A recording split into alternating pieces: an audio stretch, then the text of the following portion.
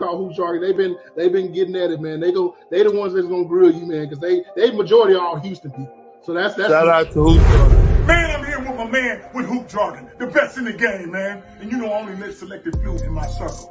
And this is a real dude right here. We gonna get down with the get down.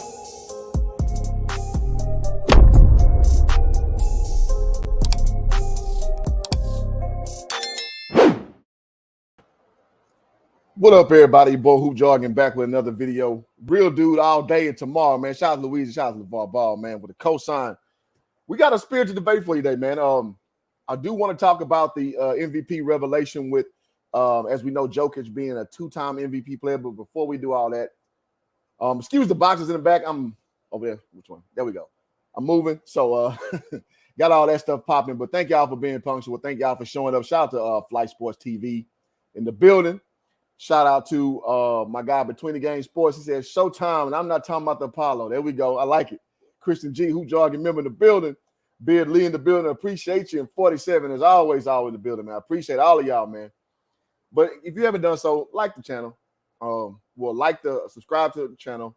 Like the page. This is when I have all y'all come up. So whoever wants to come up, I want y'all to talk y'all-ish, man, because it's a very controversial ruling, in my opinion. I'm going to go over a few things why I feel that way. Now, let me start off the right way. Does Jokic deserve the MVP? And the answer for me is absolutely. He plays basketball the right way. You have a guy who plays within his game. He can stretch the floor. He spends a lot of his hard work in that paint, though. And that's what we want bigs, man. Man, I need to make a shirt, man. Make big men great again. And I love this era because you had two guys at the forefront of the MVP discussion, whereas in this era, allegedly the big man position is dead. And I can't even say allegedly because I ain't going to lie. Being a former big man, it is an eyesore to watch what the big man has turned into, man. You're basically like a rim runner, a rim protector, or you just this fake stretch. God, I hate it. I hate it, man. So I got to give love to both men. So don't think that my opinion is biased because I got love for both these players. I really do, man. Being throwbacks. And shout out to the first super chat of the day. Y'all know what that get you over around here. Hold on, man. I wasn't expecting a super chat that earlier. Okay, I see you, Christian. I appreciate the deuce. You know what that gets over here? Dollar bill. Money, money. Yeah, yeah. Money, money. Yeah, yeah. Shout out to AJ Johnson and Bernie Mac, the late veterans. I see Flight, you done pull back up. Appreciate your Flight.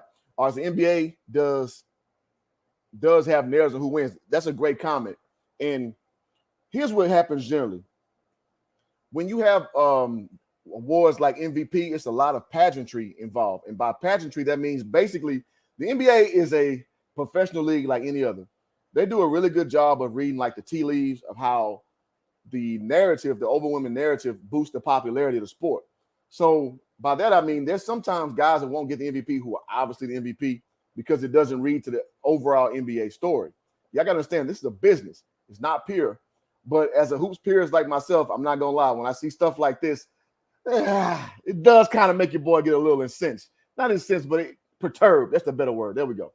Now, if I'm being honest, this feels a little bit like a hybrid between the Russell Westbrook decision and Steve Nash. When Steve Nash won 2 MVPs, I'm not going to lie. I felt a little dirty. I was like, you can't deny him because at the time, guys, if y'all remember, Steve Nash had the Suns playing at a phenomenal level.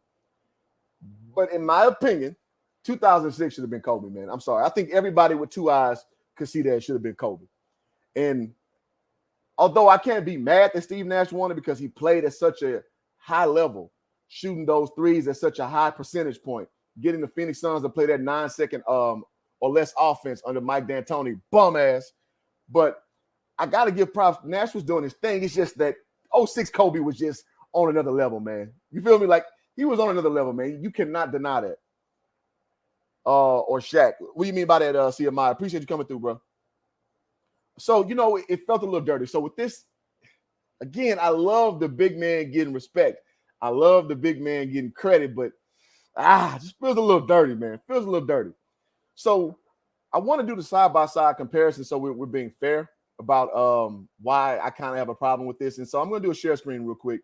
And I'm gonna get to you guys to hop on again. This is gonna be a live discussion. I'm gonna let y'all let it rain, man. I know Marcellus he requested it, so shout out to Marcellus Reed, man, Hoop Jargon member. This show's for you, brother. And I like this though, because y'all give me a kick in the ass when I need to be doing these shows more frequently. So I appreciate that all the way. All right, so let's look at the two finalists. So Joel Embiid and Nikola Jokic. So as we see Jokic play more minutes, I don't really care about that. That doesn't mean anything. But field goals made, so obviously Jokic getting more active. Field goals attempted, Joel Embiid attempted more. So basically his shooting percentage was a lot lower, which, I give the edge to Jokic. 3 points made, 97-93. That's pretty much a wash. But Jokic took more threes, which means Embiid's percentage is higher. So I don't know why they highlight this. I see that as the worst part. That means he was more efficient from three. So I give Embiid the nod on the 3-point. But I got to say this. I don't care about big man's 3-point percentage, man. Like, I understand in the new era of basketball, you got to stretch the game out. But I just don't put a lot of merit into that. Let's see. Hold on, Marcellus called me. Oh, just follow the link. I hate these. Follow the StreamYard link. All right, so 3 points made. We're there.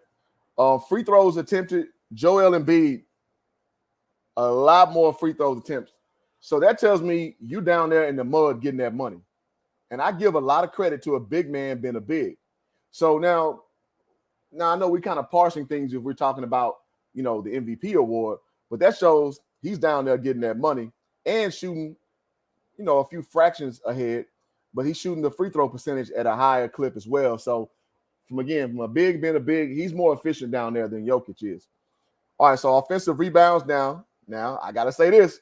Jokic is hitting that glass harder, which I love. I'm a sucker for offensive rebounds because we're talking about effort stats. That is the highest you can go. If you are willing to hit the offensive glass, you are willing to do the dirty work that a lot of people are not willing to do. And I'm sorry, I have an affinity for guys who will do that. So I got to give Jokic the advantage here. Now, this stat I don't care so much about is assists. Now, I know in this new era, the big man kind of comes to the top of the key a lot more frequent. So you're going to get more assists from being a fluid passer. And I got to give him a lot of credit here. You having more assists, that's impressive. Because as you know, Jokic is the best passing big man in the game. He's up there with all passers, actually. But I'm not going to give Embiid, I'm not going to hold that against him that he spends more time in the paint. So these things are correlational. Embiid has less assists because he's spending more time in the paint. Jokic has more assists because he spends more time on the perimeter. Those two things offset to me. But it does explain the phenomenon, right? Okay. And also turnovers, I think this is a very good stat. Now, again, from being a perimeter big, you're going to get more turnovers because the ball's in your hand more up top, and that leaves room for a lot more error. But obviously, Embiid being there, steals, being more of again, on that perimeter, you're going to get more passing lane deflections and things of that nature. So shout out to him on that. Now, this is what I carry a lot of stock in for a big man. Can you protect that rim? And Joel Embiid is a lot more efficient in that capacity. So now from a stat for stat category, their stats match their game. So I'm not gonna lie, man. I'm going to nitpick land. I'm not casting aspersions on any player. They both are really good at what they do. And one is more of a stretch big, one is more of an interior big, right? But here's the thing that gets me. Now, the MVP, as it's purported to be, is supposed to be about, well, let me share the new screen. It's supposed to be about best player, best team, or you're supposed to work that rubric as best as you can. And here's my problem with the results. So Joel Embiid led his team to the fourth place finish in a very stacked East this year. I think we all can understand that the East came with it this year. The East was very stacked to a 51-31 record. And that is tied with the second best Boston Celtics. So we're basically parsing a few caveats, whereas they could have easily been the number 2 seed in the East, right? This dude right here, hold on. Got send Marcellus this link. And I'm gonna get to y'all. I see y'all getting y'all comment on. I'm gonna get to y'all, and I'm gonna drop that link on the actual show so we can get that popping. Okay, so the number 4 seed could be easily number 2 seed, right? When we look at what Jokic did for his team, you got you there in the 6 range where you possibly could have been passed up by the Timberwolves. So, affectionately, this feels a little bit like how what Westbrook did that year when he won because of the triple-double, and his team was like number 6 seed in the playoffs. I just think that the best rubric that they've ever come up with is best team, best record. Best team, best record, right? And it bothers me a little bit. So I think for that reason that Joel Embiid, since their numbers are pretty identical and they correlate pretty succinctly to their actual games, Joel Embiid had the better year, man. I'm sorry. And not to mention him being the first big man to win the scoring title since Shaquille O'Neal, right? So that's my case for Joel Embiid being the better big. He just was the better player overall. Now, again, I'm kind of being very nip and tuck with that. I understand. I got no problem with Jokic winning. I have no problem. But it feels a little dirty. It feels a little dirty. So I don't love that so much. So, all right. So I see y'all pulled up. Let me drop the link. So I laid my thesis out, and I want everybody to hop in and share your view of what you think about the MVP. I know some of y'all may be more passionate than I. So without further ado, let me drop that link. And let me get these questions. Marcellus, I see you in the back. I'm going to add you up. And so let me answer some of these questions first. Again, thank you, Christian G, for the $2 super chat. Hold on, let me get this doggone share screen off there. There we go. I know y'all want to see my face more than that. All right, so 20 Game Sports says journalists have guys they like and guys they don't. Objectivity is forgotten once you make it. You become friends with some of these guys, and in turn, you don't want to lose those persons. Oh, absolutely. Absolutely. Y'all don't understand, man. Like when you get in with a certain faction of people, like when you go against the grain, they don't fuck with you no more. And it comes, to you with personal integrity. Like, if you're going to risk basically your purity for the sake of your relationships. And that's something that Stephen A had a really hard time doing with Allen Iverson. I think he talked about that several times. And your boy Hoop Jogging can't do it like that. I ain't going to never hold my opinion out. I'm going to say what I feel like saying when I feel like saying it. So Mike did got Harden MVP too. Yeah, he did. I give him credit for what he is. He's a Lakers coach for a little bit. I just not a fan. That's fair. Definitely should have been Kobe Bean. Yeah, you know what time it is. Shaq was robbed of 2 MVPs. Debatably so. I think, I'm not a big LeBron guy, but I think LeBron would have a case that he should have won more MVPs. So, I'm with that. Journalists forget they initially got into the business, and that's the non-bias but objectivity. Veil is removed quickly when you move up the game. Oh, yeah, because you got to play the game. Like you said, it's a game within a game, man. You are there to inform the public, but you also are there to be loyal to certain factions. So it's a double-edged sword, man. And shout out to everybody. We see we 11 deep, man. Y'all hit up the like button on the stream. Y'all hit the subscribe button if you're not done so already. If y'all like what's going on here, the Hoop Jargon, appreciate y'all. All right, so Marcellus, what up, Jupac in the building? Let's see. Giannis should have been MVP. Debatably so. I think he wasn't a narrative forerunner. So I think realistically we gotta say it's Embiid and Jokic. So Lakers fan for life in the building. What up, homie? Appreciate you coming through the stream. All right, without further ado, let me bring up Marcellus up. And so I want you to state your case. I know you're a big Denver Nuggets guy. I don't know how the hell that happened. But without further ado, Hoop Jargon member Marcellus Reed. What's up, my guy? Born and raised in Colorado. That's how I'm all Denver everything except for Rockies. But I'm sorry to hear that. We'll go into that later. That's a great thing. Especially what we did to them boys this year. But yeah, that's another subject. We won't get into that. Too soon. Right, too soon. So okay. So let me it's so many places to go, but let me just touch on the one thing that everybody keeps running to. And that's the top seed and the wins. Okay, that narrative has been ruined throughout NBA history because Chris Webber had the best record and the best team and never won MVP. And I don't even think he finished top 3, to be honest. It's Chris Webber. So, did I say Chris? What did I say? You say Chris Webber. I'm just saying it's Chris Webber, though. He Yeah. He never was really the best player in the NBA. But if we go best team, best record, then they turned around and did it for Nash. So everybody's upset with that. So let's analyze this 51 win thing, right? So my Nuggets, we won 49 games, right? Mhm. So it's a 2-game difference. And in the Eastern Conference, we see 2 games is the difference between a number 2 seed and, but let's look at games actually played. Embiid won 45 games that he played. Okay. Jokic won 46. So we don't take that in accountability that basically his teammates are the reason why his record is better than Jokic. Okay. So when you impose that it's a team win thing, okay, we already know what Denver's missing. We already know who we're missing. We're missing 2 primary guys. Like we got G League dudes coming up and getting prime minutes, like Austin Rivers and Devon Reed. And so it's kind of ridiculous Austin to Rivers hold not your that narrative. typical. No, I'm not letting you get away with that. He's not your typical G League guy though. Austin Rivers is a fringe starter, bro. If you're being honest.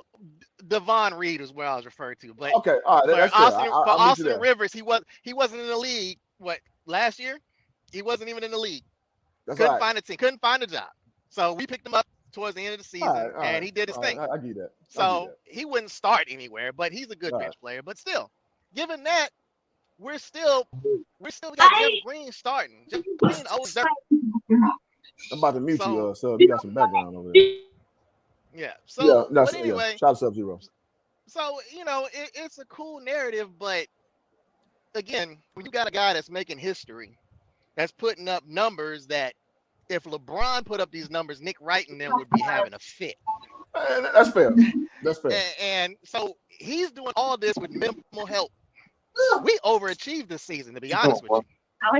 What's name missing? Y'all point guard still missing, right? Yeah, Jamal Murray and Michael Porter Jr. only played 9 games. That's fair. So that's 2 fair. primary scores. Jokic did not have one teammate score over 15 points this year.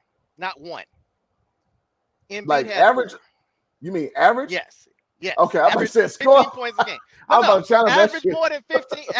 Average more than 15 points a game. Embiid had 4. Okay. And like I said, we go back to the wins, the games they actually played.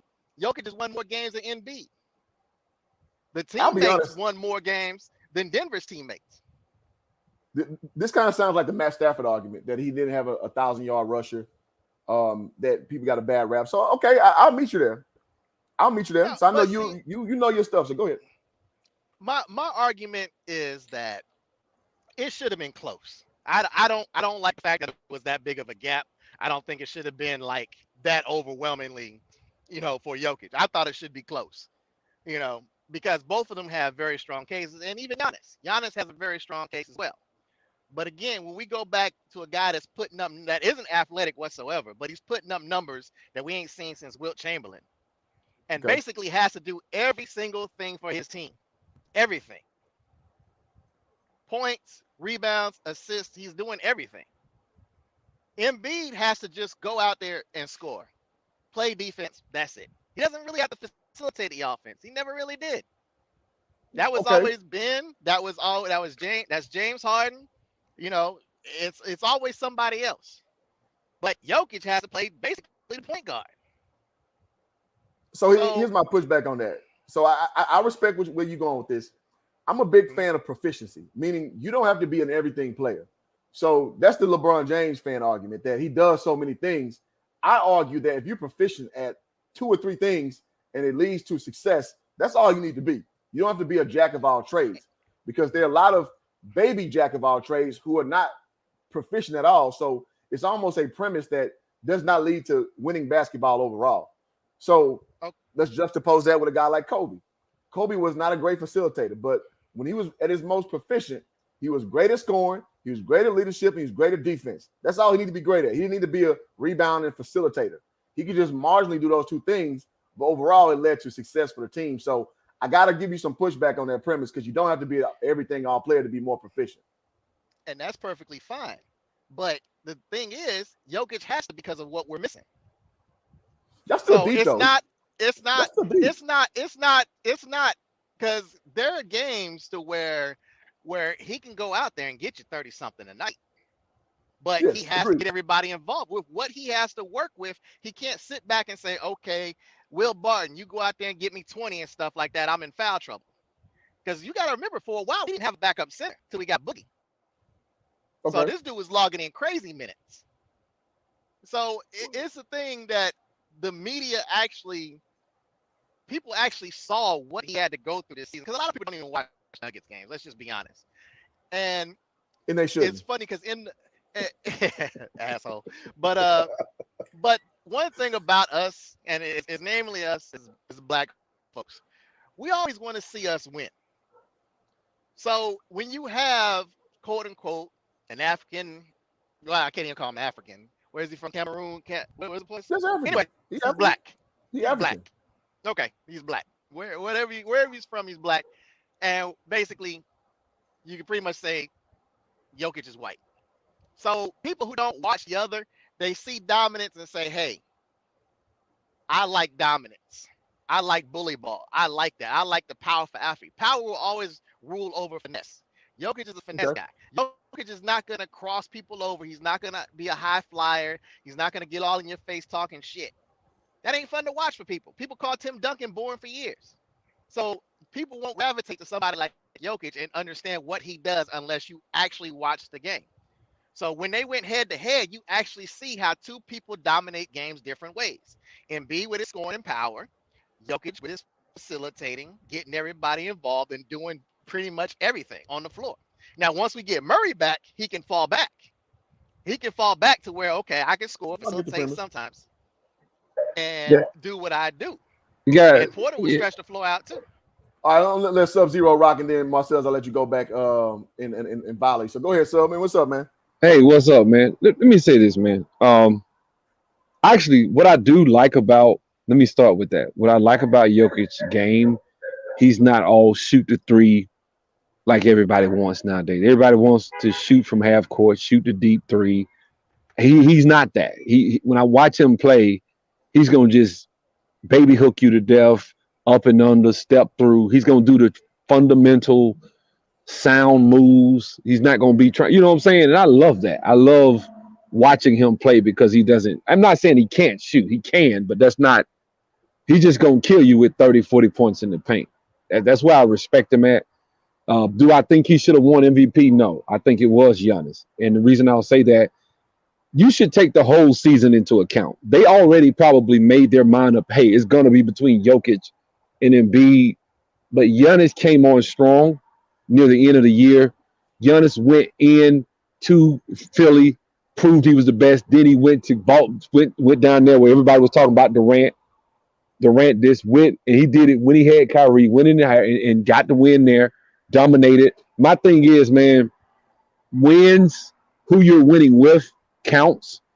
Who you're playing against. I don't like the fact that in this era people want to say, well, somebody made it to the finals X amount of times, this and that. Well, clearly making it to the finals doesn't mean you're good. Look at LeBron's teams. I mean, had 65 wins, made it to the finals, got beat by, didn't he make it to the finals, got beat by Boston, then he got beat by Orlando.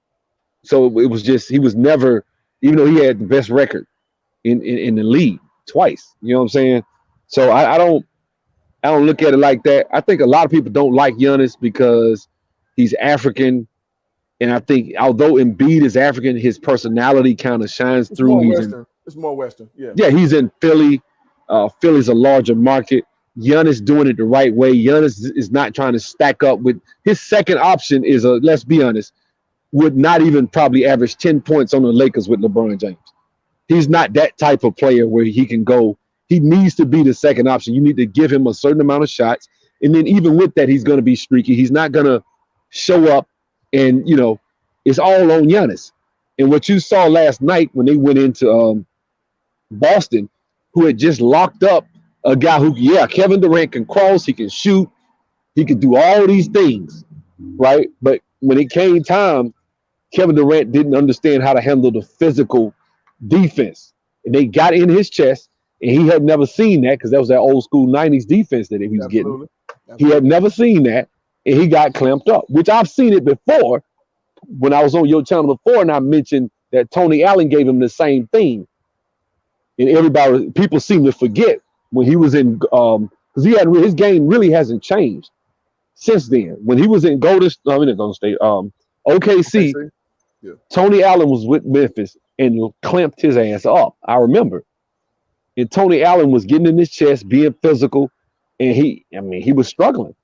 You can go back and look at this in the playoffs, and that's the same thing Tatum did to him. That's the same thing Jaylen Brown. That's what those guys did to him.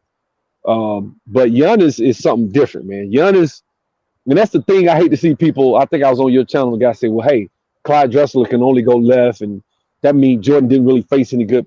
Like, look, a guy can have a limitation. I mean, first of all, he could go left. All you got to do is look at his highlights. I watched him play. I was there. But even so, if you look at his highlights, he goes left and right. But even still, I talked to one of my teammates that coaches and stuff. He said he made a good point. He's like, man, can you stop him? Yeah. If I'm going left and you know I'm going left, can you stop me from going left? And if I'm going left, you know I'm going left, can you stop me from scoring? Can you stop me from putting the ball in the hole? And if you can't stop me, then it's whatever. That's like getting mad at Wilt Chamberlain for scoring close in. I mean, it's Wilt Chamberlain. Or Shaquille O'Neal. Well, all he could do is dunk. All he could do is score around the rim. He can't, which is what they say about Giannis. They dog Giannis. But I watch Giannis. He does a lot more. He's developed. He works on his game. And the fact that he won a championship, finals MVP, and every time you watch these sports shows, when he goes off and he does something good, they drag him. And so for me, I knew he probably wasn't going to get it because the media doesn't like him. But there is no reason. That's really one of the things I really want to discuss is why do they not like this man? It's like he did it the right way. He hard work ethic, came to America, believed in the American dream, small market. Then he got up there last year. I don't need to go to these super teams. I'm going to stay. That probably hurt a lot of the media's feelings because a lot of the media, and I believe this, they bought out by LeBron James and all these. They want to stack all these super teams. They want to sit around all year and campaign. And, hey, we need to put, like yesterday, they was talking about getting LeBron and putting him with Kevin Durant. I'm like, damn. They don't want to compete. They don't want to compete. They want to just, hold on. You rocking, sub, and I want to get everybody else in because you rocking. This is what you do. You be rocking. You be hitting key points. I do want to get Flight in on discussion, and Marcel's, I want to go back to you. Flight, man, what up, bro? Shout out to my guy, Flight Sports TV. We appreciate you for letting me on the show, man. Thank you. Absolutely, man. I was just listening to what he was saying. I agree. I mean, I think Jokic, he deserved it. I'm not going to discredit him, but I think Embiid, I mean, come on. Embiid, he did everything, to secure it, and it seemed like the media was going that route. It seemed like it just happened. This Jokic thing came out of nowhere, out of left field. I'm going to be real with you. Also, I was listening to what he was saying. He mentioned something about the Milwaukee Bucks. Me personally, I think the Milwaukee Bucks is a super team. Like I said, he said something about Middleton or some shit like that. I mean, Middleton is a good player, and also Drew Holiday as well. No, you shouldn't discredit those guys. What you think? When was the last time Drew Holiday was an All-Star? Well, I mean, Drew Holiday is still for like a fringe also. That's a super team over there, man. I'm be honest with you. What do you consider a super team? Pardon me, you're right. Let me answer your question. It was Philadelphia. He was coached by Doug Collins. He was actually a problem back then. I'm not sure if he made the All-Star team with the Bucks or the Pelicans. But when he was with the Pelicans, he was an All-Star defender. He had some seasons, Also, Chris Middleton is an All-Star. In my opinion, like I said, is it LeBron, Wade, and Bosh? No, but I mean, it's still a super team. That's what I would consider a super team. Super team is when you take two or more guys, at least three, I would say three, or two guys that are perennial top 10 players and put them on a team. I don't see either one of those guys as top 10 players. That's all I would say. That's fair. But to Flight's point, that is a team that loaded with talent. I would say it probably like that. I would say it's more like the Lakers when they had Let me ask you this. At the way that Drew is playing right now, the way Drew Holiday is playing right now, because he's been playing like trash against the Celtics, I would give Giannis way more props for what he accomplished last night on the road against a great defense, and everybody was ready to drag this man. This man showed up. Now, if that had been LeBron, if that had been Kevin Durant or anybody, what would they have said today on the sports shows? They would have been, oh my God, these guys, man, So and so is the greatest. So and so is this. So and so is that. That's like he got the Chicago thing up there. That's like me saying Chicago's a super team if DeMar DeRozan and a couple of Zach LaVine, who hasn't really proven himself yet. I wouldn't say that's a super team. Now, if they make a deep run in the playoffs, I would have to give those guys more props than I would a team that has like 4 guys that have at one time have been MVP players, or Like if the the Lakers. if the Lakers had went deep in the playoffs, that's a super team. But if I'm looking at a guy like Lonzo Ball, DeMar DeRozan and Zach LaVine, right, and it's none of these guys have been great. Like they've been okay, but they're good players. They're talented, but they call super teams. Like they say the Chicago Bulls was a super team. Like no, it wasn't. Which is not true. Which is not true. Who said that? People been saying that. They say they have to say that because they have to lower the bar for LeBron to say for his greatness. They want to say Horace Grant. I'm like, go look at his number. He's averaging 10, 12 points a game. They're saying he was a super. I'm like, wait a minute, bro. Horace Grant, one-time All-Star. BJ Armstrong averaged like 8, 9 points. Then when Mike left, he averaged 14 and got an All-Star that 1 year. The next year, they didn't. You know what I'm saying? It's just that's what I'm saying. Or Dennis Rodman, sub. If you remember at the time, Dennis Rodman was a castaway. The Spurs ain't want to deal with him no more. The Mavericks ain't want to deal with him. And then he landed in Phil Jackson's. In Phil Jackson, one thing I'll give him credit for, he is a master of cultivating personality. And he took Rodman in, who nobody wanted him. He was like, "Come on here, baby." Rodman's like that, like a bad chick who she just so messed up in the mind. So you get her, you bring her in for a good time. Just say, "No, it's all right, baby. It's good." Like you just recultivate that mind. And get her one thing I know a couple of people from Chicago that used to play. One thing about Mike that he respected. If you get on the court and you bust your ass, that's Rodman. That's Rodman. Like Rodman to go out there and that's why I hate when they try to liken Rodman to Draymond. I'm like, Rodman got kicked out the game one time in the 98 season when they was on the chip, and he said that ain't gonna happen no more. Yeah. Rodman was kind of crazy like a fox. Control. Draymond is like the Hulk. He gets loose. He doesn't think. He makes ill-advised decisions in key points in the game. And he cost them, actually, to me, I think he cost them about 3 or 4 championships, because had he not got into it with KD, they probably right now would still have him. Now just think about that. They probably would have had an extra two championships by now if he hadn't done that, in my personal opinion. Potentially, yeah. So Marcel, you've been kind of quiet. I want you to hop back in and share your piece about the discussion.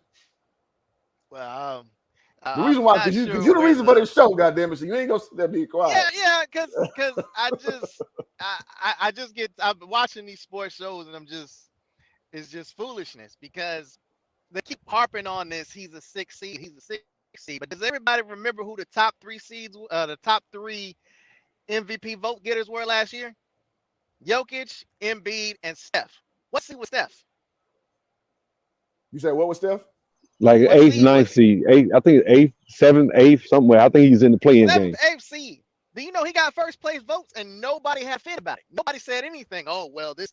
No, Steph was They always inconsistent. They're always inconsistent. You talking about last year? Oh, okay. Yeah, last year. They're always inconsistent. The year that somebody else got it, LeBron complained about it. He came in second, right? In every statistical category, that was in 2020. And in every statistical category on that team, Anthony Davis led except an assist. And Anthony Davis came in 8th. And LeBron complained because he came in second. It's like there's no consistency. The biggest thing is it's never been consistent. It never has. That's fair. That's fair. First couple games of the season, they were talking about Steph is going to be unanimous MVP again. They made it up. They made it up. They made their minds up. And all these players started coming along, and I think by the time Embiid and Jokic played, their records were damn near similar. So everybody had, okay, these are the 2 front runners. Let's watch this head-to-head matchup. And that's what the media said. With, somehow Jokic with a lesser talented team pulled it out. But that's what the media said. They made that up Christmas. They made it up in Christmas when Golden State cooled off. Jokic and Embiid, and it was like, okay, Giannis. They just kind of just ignored him. I mean, Giannis was making nice They kept because they had some struggles early on, and then they went on a run later in the season. Like they was going when he went on the road and beat them in Philly. When he had James Harden, then he went and like a day later he went and beat Brooklyn. I was like, damn, that Embiid is. I mean, not Embiid. That damn Antetokounmpo, man, that Joker, he a monster. But I'm just saying, like, because I'm gonna be honest, if he go to the finals, if they beat Boston, he go to the finals, and they mess around. Let's say it's Golden State, they gonna catch hell. If it's Phoenix, they gonna catch hell. They ain't got nobody to stop that boy. And unlike Jokic, we gonna see when he go up against them. Even if he go up against Golden State, that's gonna be a good one. But I think they'll beat Golden State. They can beat anybody because they, like I was stating before, you were trying to discredit them. They're a super team. Like I said, they don't have the star-studded names. But you got Middleton, Drew Holiday. Middleton Giannis. ain't played none of this in the playoffs. Middleton's hurt. He's not playing the next year. What's up with Brook Lopez? Is he playing? Is he hurt? I mean, he's playing, but you gonna call that a super team? No. I don't know. I'm not saying. I just threw Brook Lopez out there, but Bobby Portis is elevating his game. Like I said, I mean, they're probably the best team that's currently out there right now. I mean, I said, they're the best team. I just don't say super team. I think it's fully loaded with talent. Also, I think. Hold on, let me say it. I think super team is like saying the greatest of all time. Everybody just throws it out there. It's a cliche now. Like super team ain't something I would just throw around. That's just me. Okay. All right. Well, me personally, they're the defending champions. You know, at any given moment, Drew Holiday can go off crazy. Like I said, is he Steph Curry? No. You know, but I tell you what, if he go against Steph Curry gonna have some problems. You know, he's gonna get off, but Curry, I'm just saying, you know. Also, I'm not. One thing I don't. Hold on, let me agree with you with this. Goddamn word out. You know, I'm not disagreeing with you. I'm actually agreeing with you. Go ahead, you good? Go, let him rock. Go ahead, Flight. My bad. Chris Middleton was he's like the closer for that team. Wait till things start, escalating when he gets back. When shit get crucial, Giannis ain't usually the go-to guys. Middleton. I don't know if you've been noticing that, but I'm just saying, I just think they're a talented team. But I understand where you're coming from, though. You think of a super team as like the Kevin Durant Warriors. That's a super team. Maybe would you consider the Cleveland Cavaliers a super team when they had Kevin Love, LeBron, and Kyrie? Did you consider that one? Yeah, I did. Okay. Even though Kevin Love was having his escapades as well. It was times where you didn't know who the hell he was. He wasn't playing like Kevin Love. But he was still 26 and 14, and he averaged 20 and 10, even on Cleveland. While being ostracized. While being ostracized by LeBron James, he averaged 20 and 10. And every time they lost a game, they blamed him. The third option usually gets blamed on every LeBron James team. But I don't want to talk about that because I know how people get. People love LeBron James. He's almost like God to a lot of black men. So I don't even like getting into discussions about LeBron because the dude is bulletproof. He can walk on defense and pout. Nobody says nothing. So it's like I gave up really trying to argue it. It is what it is. The media has raised a generation of people that just worship this guy. So it's hard to get it in. But as far as Giannis and these guys, I do think Drew Holiday is a hell of a defender, and I think he does deserve credit for that. I don't think the NBA nowadays rewards that like they should. I think defense, if you look at the game from a holistic approach and take defense and offense, the rankings will change up a lot. LeBron wouldn't even be in the top 20. But because they don't care about that, nobody cares about defense, they don't look at it like that. Like, to me, I actually like Kawhi Leonard when healthy. I like Paul George when healthy because they play both sides. And so, but like I said, a super team, I'm just sick of this. Maybe it's just me. I'm tired of the era of getting 2 and 3 30-point a game max guys and putting them on one team. Yeah, I'm sick of it. I'm tired of it. I rock with that. I do consider that a super team, but I know what Flight means when he said what he said. He means like very talented team, which I do agree the Bucks are. With the Bulls were before Lonzo went down too. More so the Bucks because you got a 2-time MVP on your team, so that definitely exacerbates the situation. So I understand what both of y'all are talking about, and I definitely agree with both of y'all. Just to be frank, and I want to get Dex in here because Dex just popped up. That boy got a fashion show going on over there. What you doing? Way to switch outfits. Yeah, you got a wardrobe switch. All right, Dex, you good, Dex? Yes, sir. How you doing? Shout out to Hoop Jargon. Shout out to the panel. Shout out to the distinguished chat. To be honest, you guys, I believe that the Milwaukee Bucks is not a super team, but they are a well-constructed team and they're a well-coached team. And since they're moving on all cylinders in sequence and symbiotically, most people will think that they're a super team based on that dynamic. Hey, But Dex, when you I look gotta at get you, those Dex. players and you Dex, take them Dex, separately, Dex, only hold on. person that you can say could be a part of a super team is Giannis. Dex, If you hold on. was to Dex, individually separate those pieces, Dex, the only person Dex, you can consider being a super team is Giannis. Dex, boy, back up real quick. Back up real quick. Show your full profile. Say that again. Bro, you like you on Miami 2005 spring break.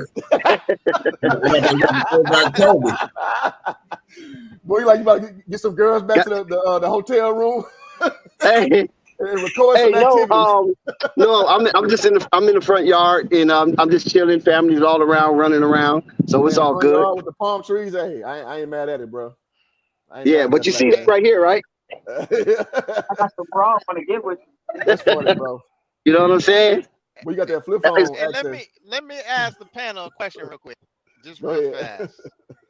Going back to the Embiid Jokic thing and Giannis, because I think Giannis did have a legit argument as far as MVP goes. Agreed. Now, we've seen Giannis go down with an injury, and we've seen Middleton step up and close out. And we've seen the team, the Philadelphia 76ers. We've seen them step up when Embiid wasn't around. And now they got Harden. Harden can. We've seen him do it before. He doesn't do it in the postseason for some reason, but we've seen him step up and close out games. So I ask all y'all, who does Jokic have right now? Not last year, but right now. Well, the Nuggets have always been a team of a lot of parts, though. So I mean, right. you're not gonna get that argument of another big time score. It was Jamal Murray. It was Jamal Murray. Murray's down. So who does he have right now? So does he deserves credit for a first round exit? Is that what you're saying? Well, they ain't gonna do MVP though. I'm just saying he's not only that, he doesn't win in the playoffs. Even when he has these guys, they haven't won like that. They haven't even made a deep run like we went to conference finals. What are you talking about? Oh my bad. What year was that? Because I was thinking about that. It was the bubble year. Shit. The year we had everybody. That's the year I didn't watch. That's the year I didn't watch when they had all that BLM shit on the court. The last time we had everybody. Oh my God! We had everybody went to the conference finals. He said we don't win. See what I mean, Cliff? People don't watch us, man. So they don't know what's going on. No, it ain't got nothing to do with it. I just wasn't watching the NBA in 2020 because I just didn't like the whole, for a myriad of reasons. I just don't rock with Black Lives Matter as an organization. But, okay. So I didn't watch, so you got me there. You know what I'm saying? I watched it though, but yeah, it's cringe. If you follow Black Lives Matter, but does anybody know go ahead, Flight, what you got? No, I could talk about that here. I thought it was I'm happy. I mean, I hate that shit. I hate it when it happened, when they plastered that shit all over the court. Like I said, we all know the organization. I mean, it's crazy. I mean, it was a trickery. I hated that shit. They did nothing. They still doing nothing.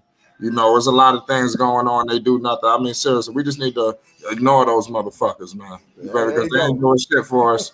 There's so much going on in New York City. You got gun violence just going crazy. Gun violence all over the country. And where the hell are they?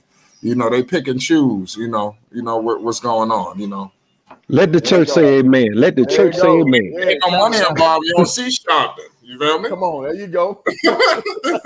I know your church talk like this.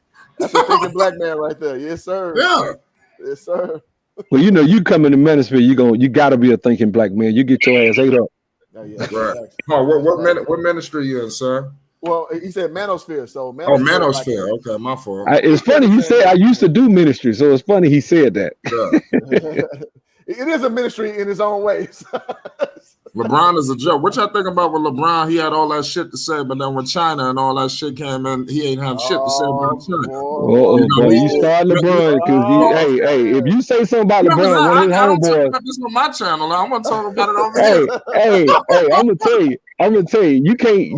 That man is he the mafia, dog. You can't say nothing about LeBron, bro. LeBron? Yeah, bro. You can't. I'm talking about this nigga can walk on defense, pout, stat pad, get in the game, and stat pad in people's face. I didn't see that. I didn't see. He wasn't stat padding. What are you talking about? I'm like, you ain't see him. You ain't see him in there with the second squad trying to get his points. Like I ain't, I ain't got nothing, Well, bro. I You can't guess say nothing about LeBron. since the season was a failure, you might as well get some out of the season. That's the only thing I could say. If I was him and I knew that we wasn't going anywhere fast, and I'm not talking about in a play-in game or a first-round exit. That's nothing for a Laker. You know what I mean? It's championship or bust basically every year. If you don't get the championship, at least be a part of the contention of getting the championship, whether West Coast championship game or NBA Finals. If you lose either or in one of those aspects of the playoff series, then it's not a failure. But if you fighting to get into a play-in, come on, man. That ain't Lakerland basketball. Bro. So you might as well Hold on. So you gonna wear a Kobe jersey. You gonna wear a Kobe jersey. Kobe was in that exact same situation. What did he do in 2014, I think? 2013. Balled his ass off, distributed the ball, did what he's supposed to do. He blew his what's the name? Yep. out. Kobe was in that situation with a bunch of like ragtag group of guys. And he willed that team to the play. He played defense. He didn't pout. He didn't do what he's supposed to do. Yet this guy who was ranked up there, supposedly the greatest. And I'm gonna get my stats. And my thing is, look, man, it's not a win to get statistics. It's a win to either win the game and to get your team to another like a reoccurring situation next season if this thing continues. I'm hearing Phil Jackson. You know his name in the picture. I know y'all might be hyped to hear Phil's name. Remember, I'm a Knicks fan. I remember Phil Jackson. You understand? I'm hearing now Phil Jackson's took over the helm, and I'm hearing LeBron James. He pushing for LeBron's exit. When he came to the Knicks, he wanted Carmelo Anthony out right away. You understand? It just couldn't go down the way he ended up getting himself fired. He tried to trade Porzingis. It was a mess. The man tried to get Porzingis out of town when he was, I believe, on his rookie deal when he was the unicorn. Yeah. What if Phil Jackson come in here and start pushing shit? Yo, we got to get LeBron up out of here. We're going to have to get AD. Hold on. He picked Porzingis. That's really the solution. He picked Porzingis. He had the foresight to pick Porzingis. Hold on. I got to get rid of his troll. Let's go on, everybody say goodbye. Yeah, I saw that. First off, he can't spell. He say fuck Hoop Jared. Whoa. And then he come back with fuck Hoop Jargon. Then he come back with fuck you Hoop Jargon, get over. That's somebody who come on, man. Got a lot of time. So say bye-bye to the troll. The troll. And he needs to be on Flight Sports TV talking like that. You know what? Before I block him, come on up here. Don't tell me why.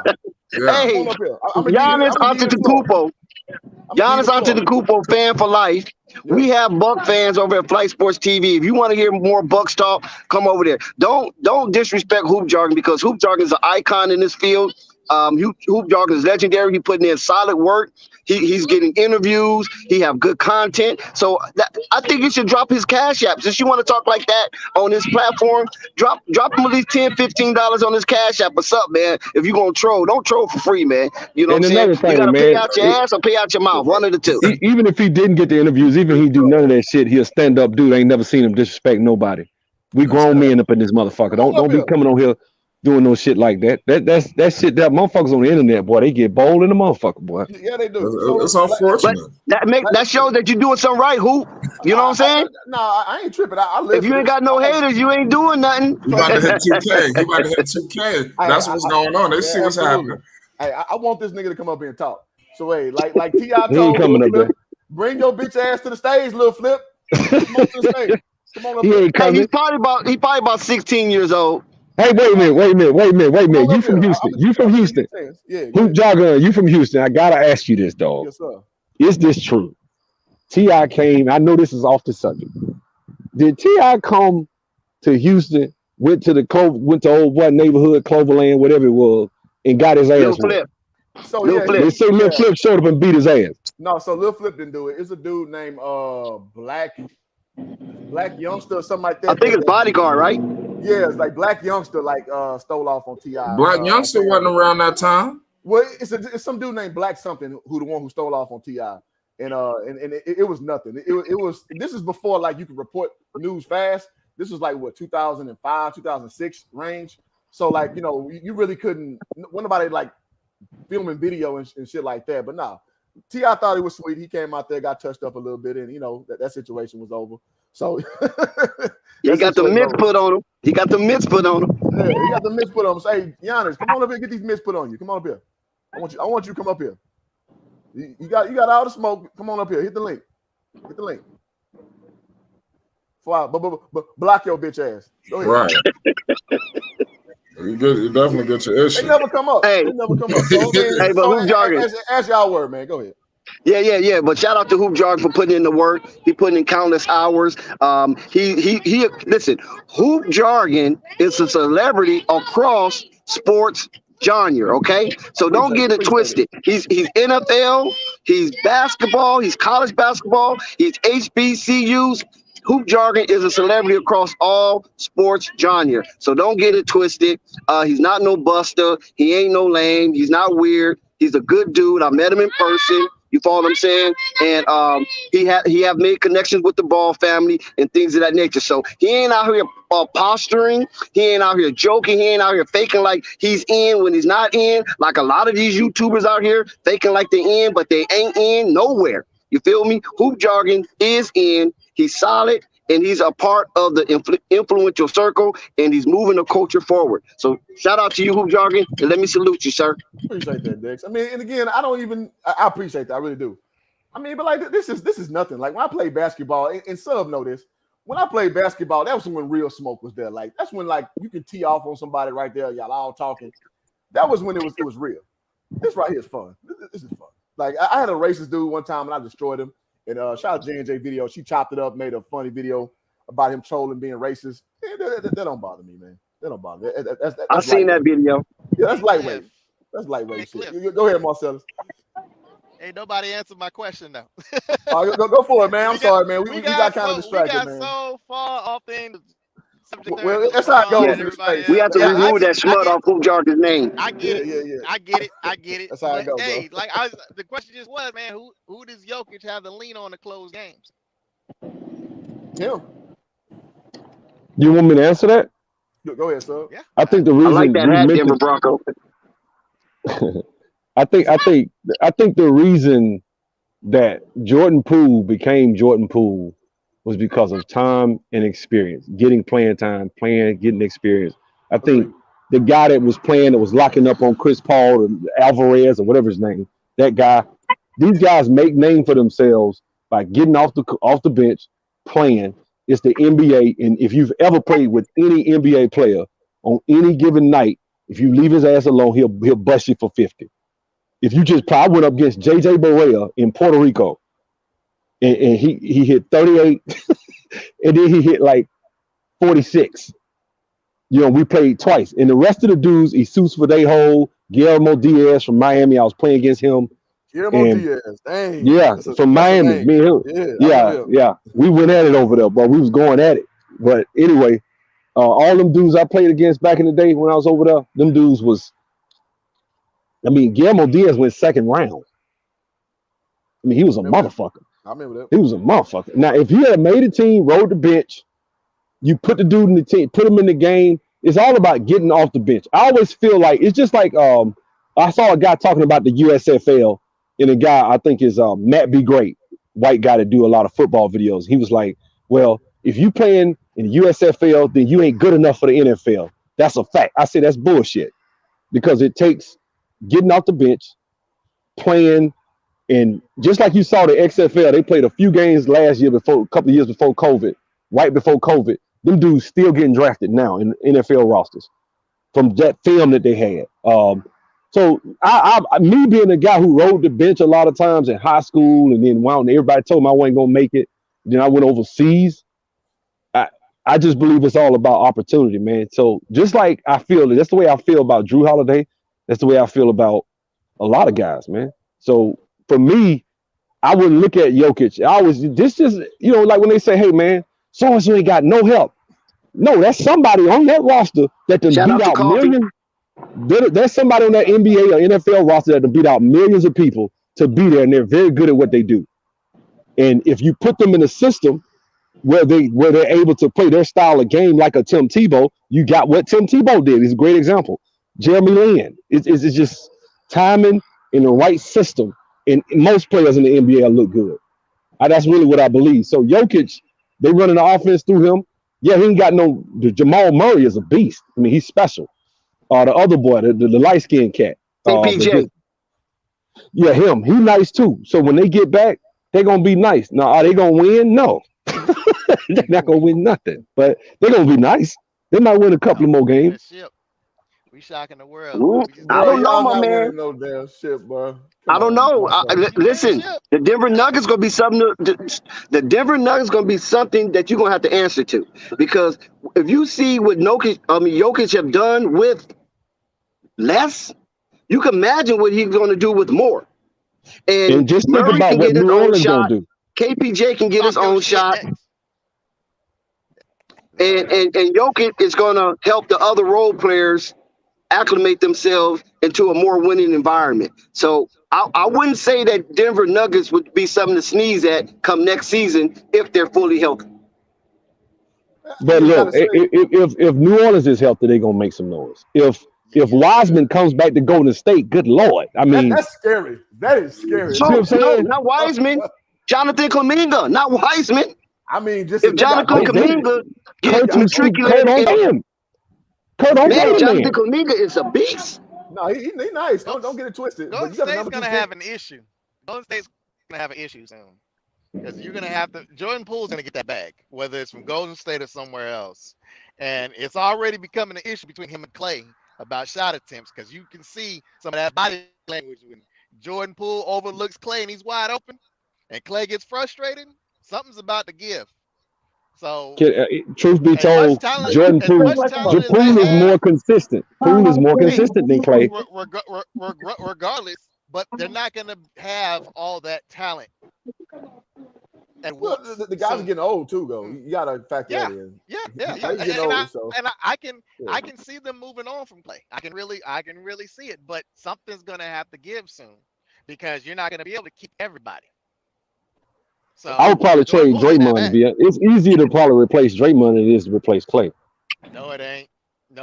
Trust me, my team doesn't play any damn defense, and we need if we could get somebody like Draymond Green, as much as I rag on him about not scoring and stuff like that, I would love to have him on my team, because you need a dog on defense. You need. But they're not. I don't think NBA teams don't build for defense like that. So it's like it's people that'll play some D. A lot of them dudes get cut. Can you shoot the three? Like, we don't need you to shoot the three. Lock up. Like, well, that guy get cut if he can't shoot the three. So, you know what I'm saying? They building for shooting, huh? Yeah, but Golden State isn't getting off like they did against us, because Memphis has some people who can play defense. Now they're winning, granted, but the games have been hella close. Like, our first two games were blowouts just because we couldn't stop them from backdoor cutting, and they kept taking Jokic out on the perimeter and abusing them. You can't do that with Memphis. Memphis has side and athleticism, so agreed. That's one of the biggest things that we're missing right now. And I look for them to add that this offseason around Jokic, because we got enough. And Porter get back. We got to get this. This is the first year in a long time I have not given a damn about who wins the championship. The only time that I'm really passionate about who wins is when LeBron got his stank ass in there, and I want him to lose. Other than that, I don't really care. And that nigga ain't even make the playoffs this year. So I'm actually like, it's a burden has been lifted. They still talk about the Lakers every day, but they falling by the wayside. They talking about the people that's playing now. We're getting a great playoffs this year. People are fighting. You don't know who gonna win. I would not be surprised if Miami win it this year. I would not be surprised. I wouldn't be surprised if the Celtics pull it off. You know what I'm saying? We've been wanting, though. We want balance. We want to go into the playoffs not knowing who's going to win. We do. It shouldn't be parity. Guaranteed two But teams. which makes me hate LeBron even more, because now he's trying to go play with Kevin Durant. I'm like, damn, man, can you just compete for once? Like, damn, you want to play with Kevin Durant? Like, he can only play hard if everything's stacked in his favor. As soon as you step on the court, y'all up 40. You getting your stats. You walking up, flexing your arms, walking down. Like, I hate shit. I hate front runners. I hate them. To me, he's like the Chihuahua of basketball. Like Chihuahua, the dog to be. That's him. Like when you think everything's good, he's gonna be barking and acting all like getting his stats. But when his ass in a dog fight, oh, it's time to point fingers. Hey, Westbrook did. They could have got to the playoffs, man. They could have got to the playoffs. That dude, what's that dude? That Monk started showing near the middle of the second half of the season. Monk started looking real good. Had they started like kind of distributing the ball a little more, and he had got on the Anthony Davis sore ass, you don't just sit out for no sprung ankle, bro. I sprung my ankle just like that one time. Tied that bitch up tight and kept playing. This nigga sat out for 2.5 months. I ain't never seen nothing like that. Hey man, we give y'all that talk, man. We give y'all that talk, and I gotta give Marcellus because Marcellus is new to YouTube, so you holding it down, bro. I gotta give you your props, man. Sub, I like Sub so much because we share the disdain for the LeBron James experience. Sub probably go a little 2 levels further than me, but I think these need to be talked about because nobody ever brings this up. Nobody ever calls that out. Everybody just goes with it. So I gotta give kudos to both of y'all brothers. So go ahead, Marcel. I think he's about to keep going. Sorry about that. Oh, I was just saying that I think we finally gotten past the whole running the stagger team, but the whole thing is teams are actually drafting better, and they're actually making trades that make sense. So now teams are like they're deep. So even if LeBron was to go, tell that to the Atlanta Hawks, bro. Atlanta, like I said, Atlanta will add a piece or two. I mean, it's not built in the night. Rome wasn't built in a day. You got to add pieces and let people grow. I mean, like I said, Memphis came out of nowhere, and they're hella young. That's fair. Hella young. That's definitely fair. And Boston, they were thinking about blowing that up, and now look at them. I agree. I look at it. I think what's his name was a high volume shooter that can't defend, and he shoots he takes bad shots at times. What's his name? Trae Young. They just gave him 200 and something million. I mean, so we doomed for the next 4-5 years. We ain't finna win nothing. That's just the facts. Y'all have the right pieces in play, and you got the right coach because your coach has y'all playing. Y'all balling. Y'all balling right now. Really? Atlanta don't got enough. They're not even close to having enough. No, I was talking about Boston. Okay. Boston's different. Okay, Boston ready. Yeah, Atlanta just basically looks like a great value Rockets team. Just that's a good point. That's a good point. Trae Young's doing what Harden was doing: a bunch of high screening rolls, 3 bad 3-pointers, and a lob to Capella. That's basically what their offense is. And so. I think if they get some philosophy in there and stuff like that, and stop trying to be the next Golden State Warriors team, I think they can build. But I think Boston's in the right place. Milwaukee's definitely in the right place. Memphis is headed up. I don't think they'll get there this year, but they're headed up. I think New Orleans might actually make some noise if Zion can stop eating Twinkies and shit. But you got to understand, brother, that New Orleans situation. You got a potentially a 4-headed monster, right? With Valanciunas, Zion Williamson, and CJ McCullough, as well as we know the budding superstar Brandon Ingram. The thing of that nature is a lot of bad tendencies and habits will have to be broken in order for Zion to come in and contribute the way that we feel that Zion can contribute. New Orleans Pelicans have an issue with all these players coming through and having contracts coming up in soon to be years. So that's going to be an issue with getting the numbers and being qualified to receive certain incentives and things of that nature towards their contracts as they negotiate moving forward. So that could be a thorn in Willie Green's side to try to manage that and Eagles that may come along with it. Yeah. And I guess it's gonna take a while to get everything to mesh, but I think they're on the right track. I think CJ and Ingram. I think that's a nice little pairing right there, and I think you could definitely build off that if push and shove Zion wants to leave. But again, you just got to keep drafting right, and you got to keep bringing in the right free agents. Don't just do like the Lakers and chase after names. You know That's all what? that team Zion, names let on me tell paper. you what Zion about to do. You ever dated that girl that you took for granted and you be like, man, I had one, man. She had my back. She was loyal. She wouldn't cheat on me. She really took care of me. She made sure my stuff was together. Then you go after this girl with the fat ass and she a hoe. That's what New York is. New York, the Knicks is that hoe. The Knicks is shiny. It's New York. It's the lore of basketball. It's the basketball mecca. Those fans are different, bro. New York is like unlike any other place when it comes, like, not even LA fans. And LA fans are very, spoiled. But when it comes to New York, bro, Modestly spoiled. like Hey, you it's heard a like, flight? You heard that flight? I Yeah, mean, they I heard, spoiled me. I heard them.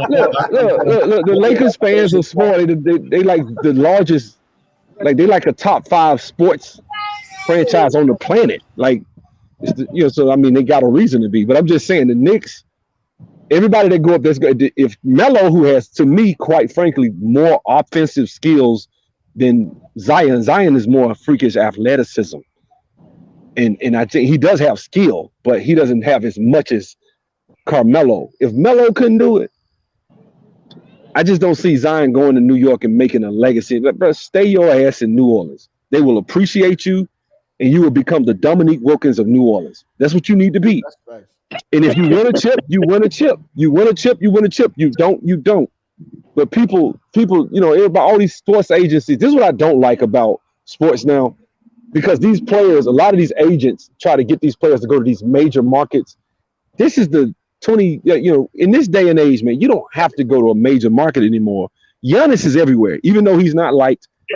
We see Giannis. Giannis got a movie coming out. Giannis is, I mean, he's doing everything. That's funny. Right? Why do we have to go to years for these? Giannis? I must be missing. We doing Coming to I don't see America anybody 3? hating that. No. Giannis got a movie. Giannis got a movie coming out about his story of how he made it, man, about his family and his brother. But that's the thing, though. Giannis didn't go 7 years to a though, major brother. market. Yeah, but I get that, but he been here. Like, Giannis been kicking ass for a minute. The thing I'm saying is, Zion instantaneously became a celebrity when he came to the NBA. He didn't have to wait no 7 years. well, one, he's from America. That's so he's part of our culture. Secondly, the excitement of the leaping and the coming from the free throw. He was getting millions of people for. I think he was already a millionaire in high school. Yeah, that's actually I true. mean, he was already making money in high school, but just off the hits and the Instagram following, and this dude was like, he's basically Mikey Williams. Mikey Williams is already a millionaire. Mikey Williams is, yeah. That's a great Already a millionaire. Boy, ain't played. LaMelo Ball. Mike, you LaMelo get Ball. that However you want to put it. bag. Oh my God. Yeah, Mikey Williams just broke off, bro. That's what I'm saying. Like, these, why they keep trying to go to these? Like, I got to go to LA. I got to go to New York. I got to go to Chicago. No, take your ass to. That's the fastest path to becoming a billionaire. When you go to those not markets. really, and I'm gonna tell you why I disagree with that. Good example: LeBron James, right? He went to Atlanta. I mean, he went to the Lakers, right? He was already making money. Had he come to Atlanta, I'm gonna just give you a reason why I think he could have came to Atlanta and probably been much more impactful in Atlanta than he is in LA. Yes, nice, the quality of life and all that, but the fact that you got Tyler Perry Studios, you got all these different movies. Right now, if you're trying to get involved in the film genre, you need to come to the South. Charlotte, South Carolina, and Georgia. Those three states right there, you come to those 3 states, you get involved. They shoot Vampire Diaries down the street from me. You got Tyler Perry Studios. I can get in the highway and be there in a few minutes. And it's Atlanta. It would have been very welcoming to him. He would have got the keys to the city. He would have been involved in all these Marvel movies because all that's getting shot right here. Going to LA is not what it used to be. It's not like what it was in the 50s.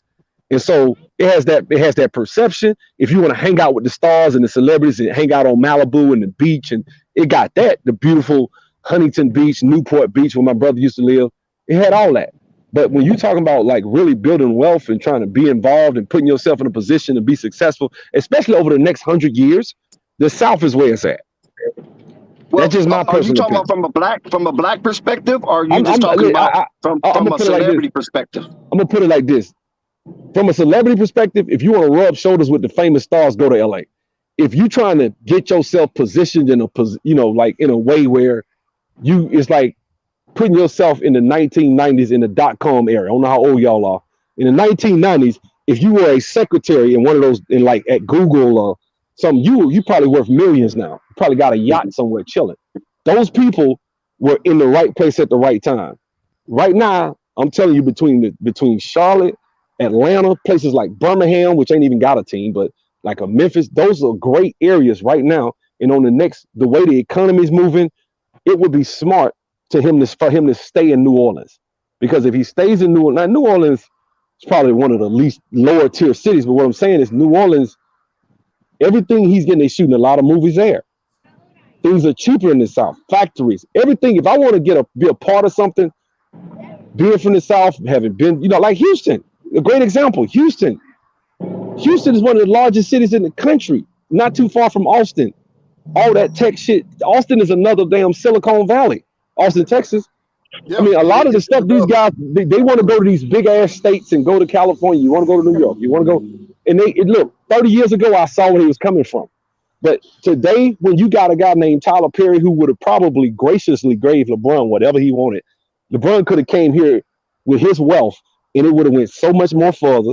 He would have been right tapped in with that Marvel DC stuff, because all that's being shot right here. Damn near every Marvel movie shot right here in Atlanta. He would have been right here in the middle of all that MCU stuff. And he want to get into that. Okay, hold on one second though, brother. Now, you're wavering a little bit, because if you're talking Tyler Perry, that's one genre of filmmaking. But then when you're talking about Marvel, that's another genre of filmmaking. But that's a whole different Tyler Perry Studios, and that's a whole different connection. They shot Black Panther. They shot a big piece of Black Panther at Tyler Perry Studios. Tyler Perry doesn't just do his deal movies. Tyler Perry Studios is being rented out by everybody in the industry. Comes here. But that's what I'm trying to get to. Right, listen. Then because the studio is getting rent out, that doesn't mean Tyler Perry has control over production.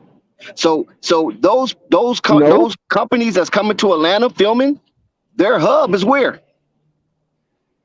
I'm not trying to hold on. Let me say this. I'm not trying to make a point that to take California down. Okay, I think we know what California is historically. What I'm saying is, whatever he wanted to do here, he would have had much more control. Out there in LA, LeBron's just another face in the crowd. Here, he would have gotten, and with the fact that it's all this stuff going on, he would have been able to be the producer of a lot of stuff. He's still able to produce now. That's not a big deal. He could do that. Michael B. Jordan does it. Michael B. Jordan produced 61st Street on All Black. It's a pretty good show. So, there's a lot of stuff going on. Somebody got some background going. Hey, yeah. Honestly, I don't think LeBron was pretty much closing in on $1 billion before he even left Cleveland the second time. And so I don't think it's much of an issue off the court. I just think that going to LA, he knows it's not hard to get free agents to go there. In Cleveland, nobody wants to go to Cleveland. No, willingly at least. They don't want to go there. And right? Atlanta's never really landed huge free agents. So he goes to LA, he knows that, hey, I can get somebody to waive a trade clause to come here. I can get help here. And that's his biggest thing, because he's chasing Jordan. That's all there is, because he wants that 6 or 7. He wouldn't have got that in Atlanta. So I think nowhere near close. Hold on. But if he could get one in Cleveland, he got one in Cleveland. He damn sure can get one in Atlanta. LeBron will trade a whole damn team. He could go. Look, LeBron can go to Seattle right now and win a chip. If with the way he trades, if he get KD, come back to Seattle. Well, you have there to you go. People have no trade clause and they have to waive them. So you got one thing people have to remember is before the Big Three formed, they tried to get Chris Bosh an interview in Cleveland. Chris Bosh said, "Hell no, I'm not going to Cleveland." He went straight to Miami. So it's a thing that you have to get. But they had already planned that. They can trade. Wait a minute. So are you telling me Atlanta's not a destination that these people want to come to?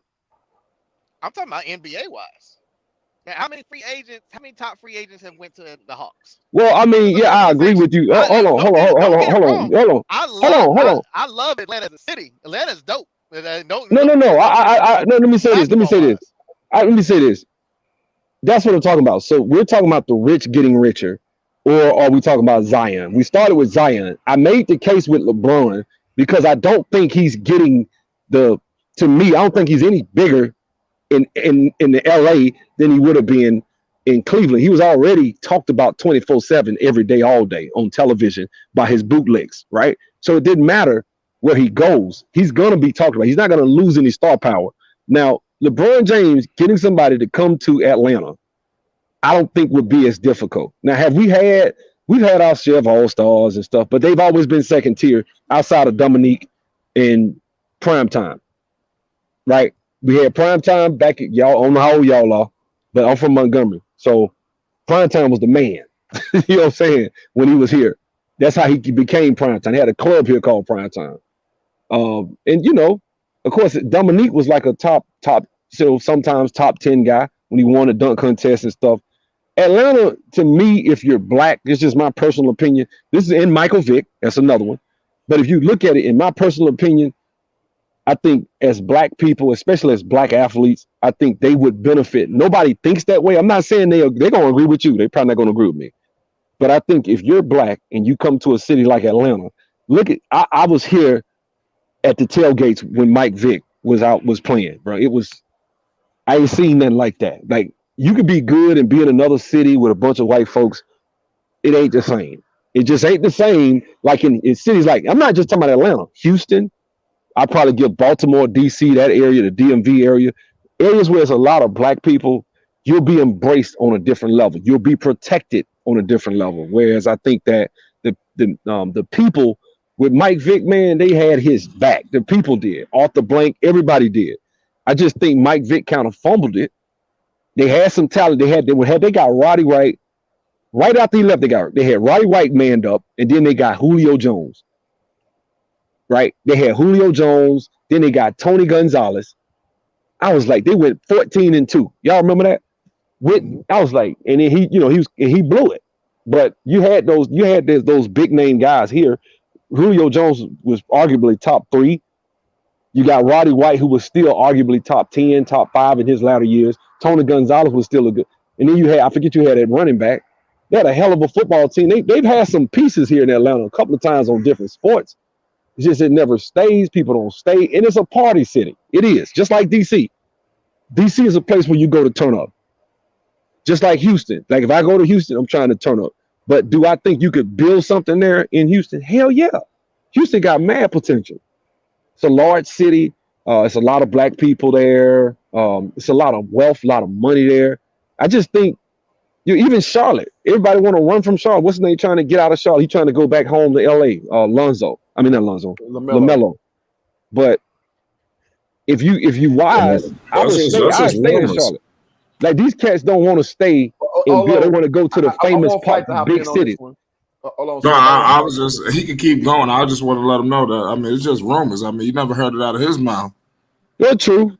I take that. But like I said, I was just saying that I think that a lot of these cats still think they listen to these agents. Hey, you need to be in the bigger markets. You need to go to New York. People go to New York and get ate up. Look at what they're doing to KD right now. They destroying his ass. Yeah, he gonna want to get the hell out of there. Son. KD lost one time. Yeah, and they destroying his ass. I'm like, y'all don't forgot this man was a back-to-back finals MVP and like MVP and did all that. Y'all like he's not even top 20. I'm like, damn, they just destroying KD. 6'11", 7 feet, can dribble and shoot because he lost one series and they destroying his ass. That's what I'm saying. Like New York is different. It's a lot of media up there and you see how unfair Stephen A. Smith is. Like even with the Kyrie shit. Like we saw the shit that Kyrie did. And I think Kyrie is an asshole, but at the same time, I agree with him on that back shit. I agree with like people. You can't just force people to put shit in their body. I agree with him, and everybody just went in lockstep to destroy his ass because he was in New York. It was just even more exacerbated. Had he not been in New York, had he been in Cleveland, they wouldn't have gave a shit. You saw a boy in what's the boy that played for Washington? That played, I think Bradley Beal. Yeah, he said he got small, was up there talking. They didn't say nothing. But they really wanted. Yeah, Wiggins was in. Well, he caved in though. Wiggins caved, but I still, right. think, Okay. I think Stephen A. said it best. They When had you the sign to laws, go to though. New York, you know what you sign up for. You know this Yeah. is the media mogul. You know that the media in these big cities are going to come for you. well, why So go? And that's just with the Nets. Could you exactly, imagine if they was with the exactly, Knicks? There's some He said, cowards. why go? exactly. There's He some said, why Why go? go? cowards. For you Let's not Exactly. keep to it. come to the Knicks. Exactly. Why go? I don't see these guys Kyrie wouldn't be able to benefiting. walk the streets. The You got to only be real guy I different to seen, play there. who's the last guy? I mean, Kobe's Kobe, obviously. Like Kobe's like, to me, top 3. That's my opinion. But that's what I'm saying. Kobe was there. We seen Kobe. Shaq was able to do it. But these guys, who you seen go to these big cities and kick ass like? I mean, nobody. Derrick Rose got injured. I mean, he because you got to throw Chicago as a major market. And Derrick Rose was there, but he got injured and got traded. But other than that, and Derrick Rose still can ball. But that's what I'm saying.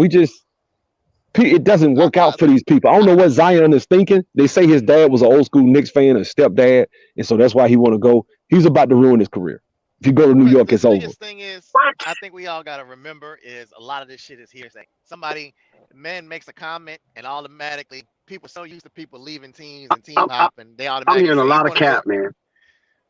So How's he going to ruin his what you career hearing? going to New York? If he's good, he's good, no matter where you go. I don't care if he's in Orlando. Okay, so did Carmelo? How did it work for Carmelo and the Whoa, Knicks? wait a minute, sir. weird, Now, bro. see, Weird. wait, see, how you can't bring up Carmelo and don't bring up Amari Stoudemire because it should go hand in Yeah, hand. That's what Stoudemire got hurt. happened to Carmelo. Stoudemire got hurt though. Stoudemire came there, played well, and then He got hurt did? No, why did Carmelo go there? because of him and Stoudemire. But Stoudemire came. He was injured before he left Well, Phoenix. Chris Paul was supposed to. He was trying to stack it. No, Okay, this dude okay. Carmelo Anthony got hoodwinked. Carmelo was there for years.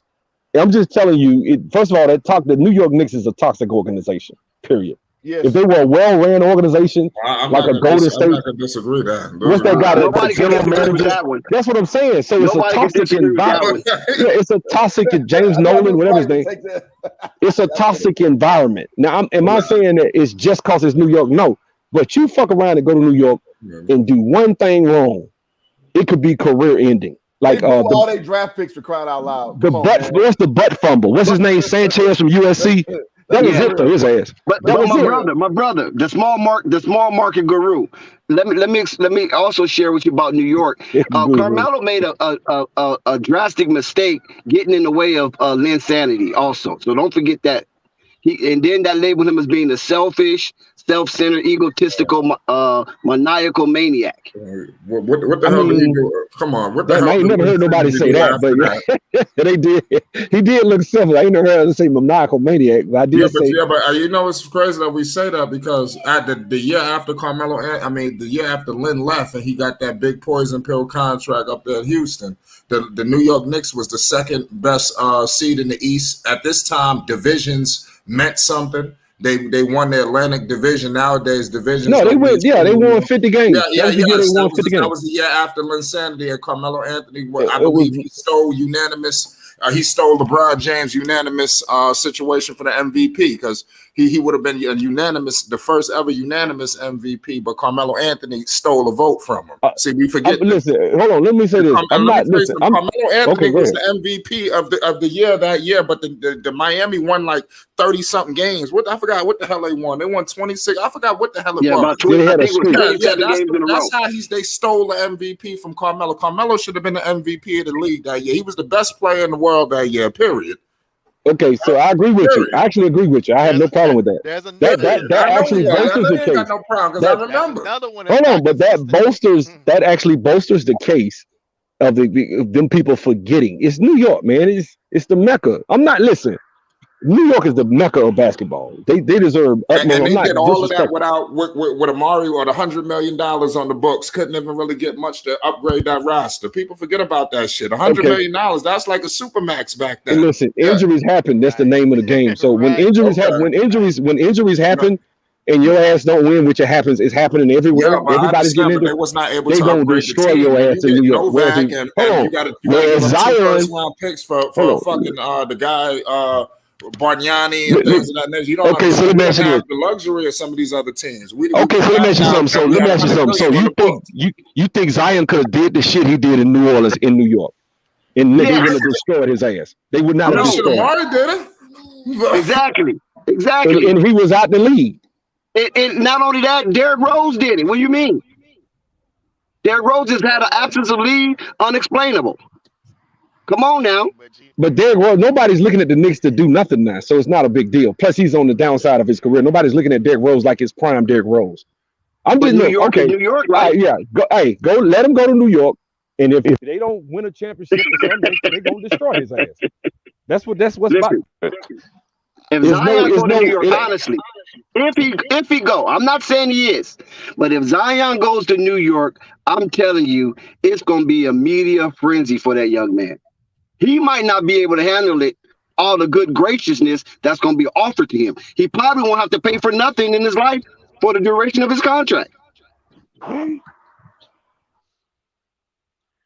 Well, I think the biggest thing is chemistry, y'all. I think one thing we're forgetting is that certain players just can't play with other players.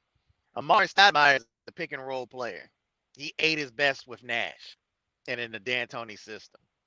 Good point. You put Melo in as a ball stopper, you know, a guy that needs to touch the ball every possession, massage the ball, jab step. That throws Amari's game off. His game pretty much went to shit the moment Melo got there. So, I mean, you guys have. I think the biggest thing is finding the right pieces. It's just you can't put a bunch of names on paper and say they should have won a championship. They don't have no chemistry. They just don't. You know, and that's just who Melo's been his whole career. You know, when they put him and Iverson together, it was the same shit. It looked good one-on-one scoring wise, but they were just like the Nets. Yeah, but I think that Iverson situation was a little different. My brother, I think that Iverson situation was a little different because he was coming in, you know, with a chemtrail of toxicity. And the reason why, because of the situation that happened with him, Larry Brown, Pat Croce over there in Philadelphia. You follow what I'm saying? So Allen Iverson wasn't coming in with a reception of fanfare. Now with Linsanity, that was a whirlwind of fanfare. And I believe the New York Knicks should have rolled that, and that probably could have attracted other decent free agents to come over there to really, really help. But if you come over there to help, Carmelo Anthony numbers might not be what they are. And I think that Carmelo Anthony wanted his numbers to be high so he can stay relevant with LeBron James. He could be neck and neck with LeBron James. I don't disagree with nothing as far as why people lose and everything. That stuff could happen in Atlanta. It can happen in New York. The media is what I'm talking about, and the pressure. So another thing we got to major remember. market. Carmelo Anthony was a winner his whole entire situation until he got to New York. Okay, he did not win a championship, but listen, we're talking about a national championship at Syracuse. He was in the playoffs his rookie season. He should have won Rookie of the Year. He was robbed. You understand? I mean, and then like I said, just continuously on and on. Prior to LeBron James going down to carry bags for Dwayne Wade, you understand? Carmelo Anthony was continuously handed him his ass. You understand? Every time they faced off against each other. If it wasn't for those championships, you really didn't know. You know, people might have said this, that, and when Carmelo rolled up in Quicken Loans, it was all she wrote. He was putting people to sleep up there. We got to remember. Look, Carmelo, I'm not taking nothing from Carmelo. So I think Carmelo. Before them championships, nobody know it wasn't. You might have said LeBron was better, but some people was thinking, oh, wait a minute, it wasn't clear cut. I would have said he was better as far as complete offensive repertoire. Carmelo Anthony is a more all-around player than LeBron James. Yeah, he is. You know, it's tough to say that. I ain't gonna say that. It's tough to say. No. LeBron is skill-wise. He's talking about skill-wise. Well, okay. I don't know because defensively, LeBron did play D. LeBron used to play defense, so that back then I would have said. Now I take Carmelo.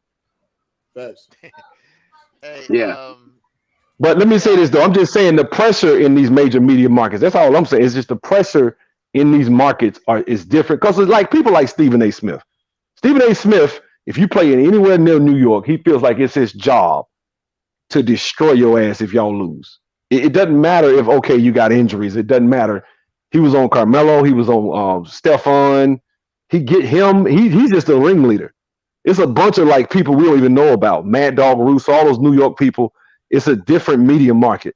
And I do think a smaller market, not necessarily Atlanta, but whatever. But I think that's where Giannis was able to, even when he lose, he don't get his beat down. So now that Giannis is on the top of the mountain, they don't like him because they didn't fight. You know what I'm saying? They didn't really, they like, who is this guy? He just came out of nowhere and started winning. And he didn't do that. He didn't just come out of nowhere. He busted his ass. The dude was averaging 9 points his first year. You know what I'm saying? Kept working. Didn't he average like 17? Then he turned into a monster. But they kept, oh, well, he can't shoot. He can't do this. He can't do that. But them people in Milwaukee, they worship the ground he walk on. I just, to me, I think that's what Zion would have if he went ahead and played in New Orleans. So you honestly just gotta. Well, one, I just wanted to go back to D'Antoni, the New York situation. That's the smoke and mirrors of the D'Antoni system. I mean, Jeremy Lin looked great in that system.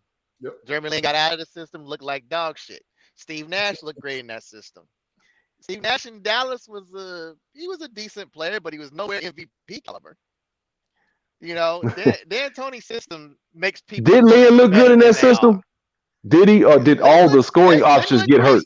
Ray Felton got hurt, and he was just some little scrub guy. Didn't know who he was, and he got off. And then when everybody came back, his numbers went down.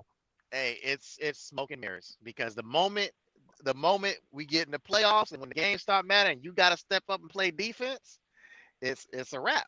It's a wrap, and that's why D'Antoni's never won a championship. So, but I think D'Antoni ruined Kobe's career. If you ask me, honestly, as far as Stephen A goes and all these sports talk shows, they get clicks talking about the most popular players. They get views talking about the most popular. That's their job. That's what they do. It doesn't matter if the dude plays in Charlotte. It doesn't matter if he plays in New York. LeBron James played in Cleveland. LeBron James is the most polarizing athlete there is. 6-7 shows are going to talk about LeBron James no matter what. No matter what. Well, this era is different. This era is different. Well, it's social media driven, because this era is different. Social media. We had social media with Michael Jordan. Michael Jordan would have been on every talk show. Thank you. Every single day. Well, yeah. We're not arguing. I think there was more pressure. Magic and Bird dominated the media. I'm talking about as far as Stephen A goes. So everybody chastising about why he's always jumping on these people. They're the most popular athletes in the damn world. So of course he's gonna talk about them, because that's gonna generate views.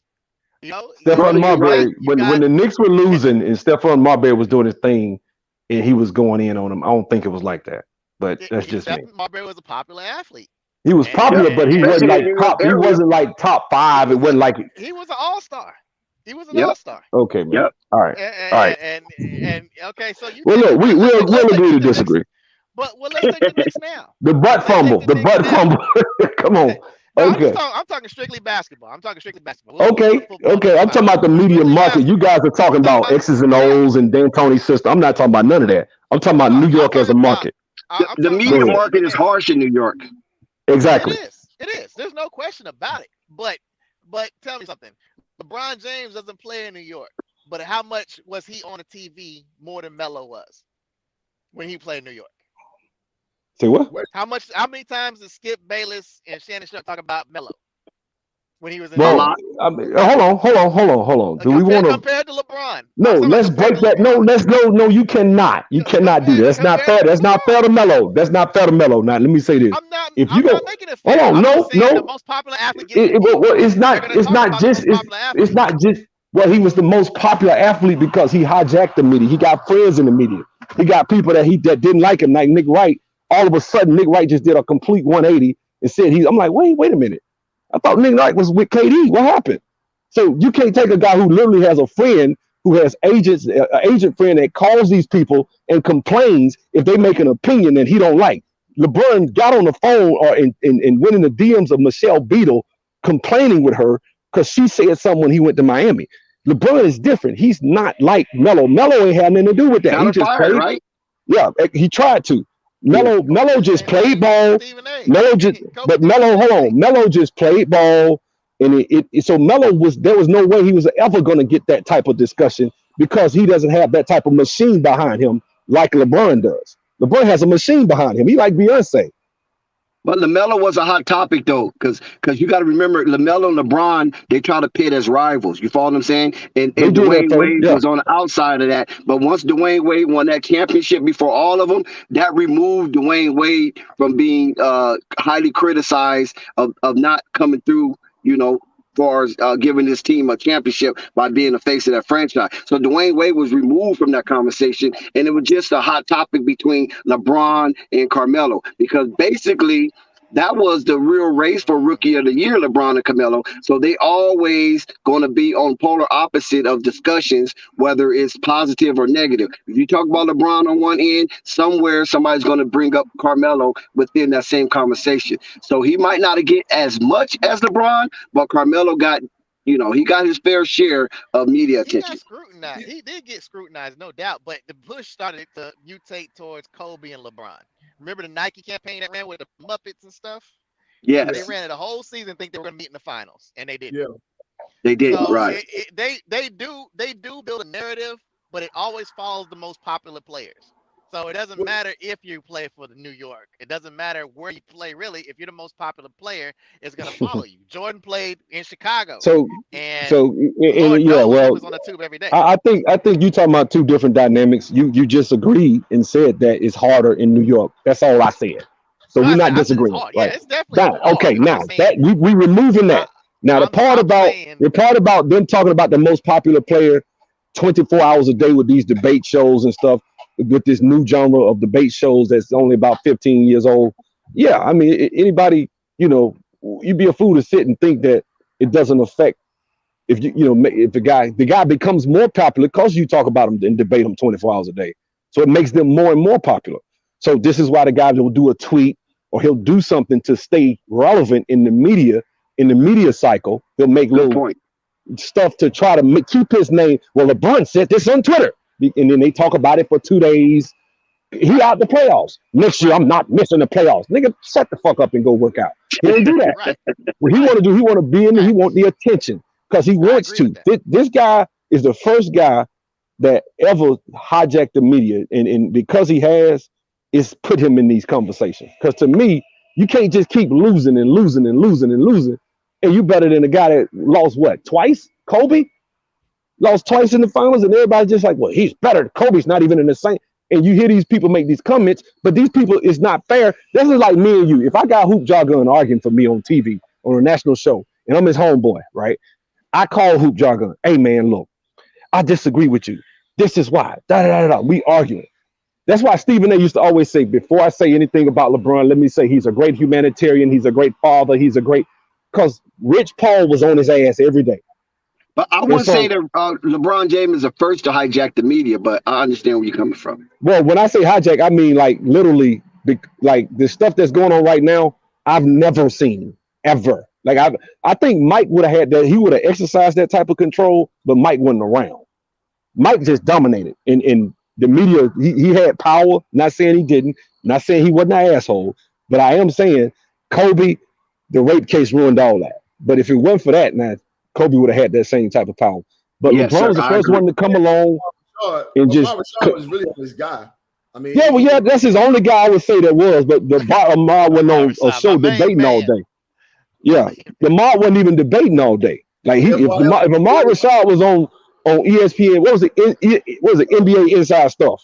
Remember, he used to be up there on Saturdays, but it wasn't. It was just showing everybody around the league, and it was like I used to love Inside Stuff. But Jordan was never really criticized though, so. I mean, I ain't trying to be funny. He was damn near perfect on the court. I mean, wasn't too much. No, I'm talking about in the end, towards the end, yes.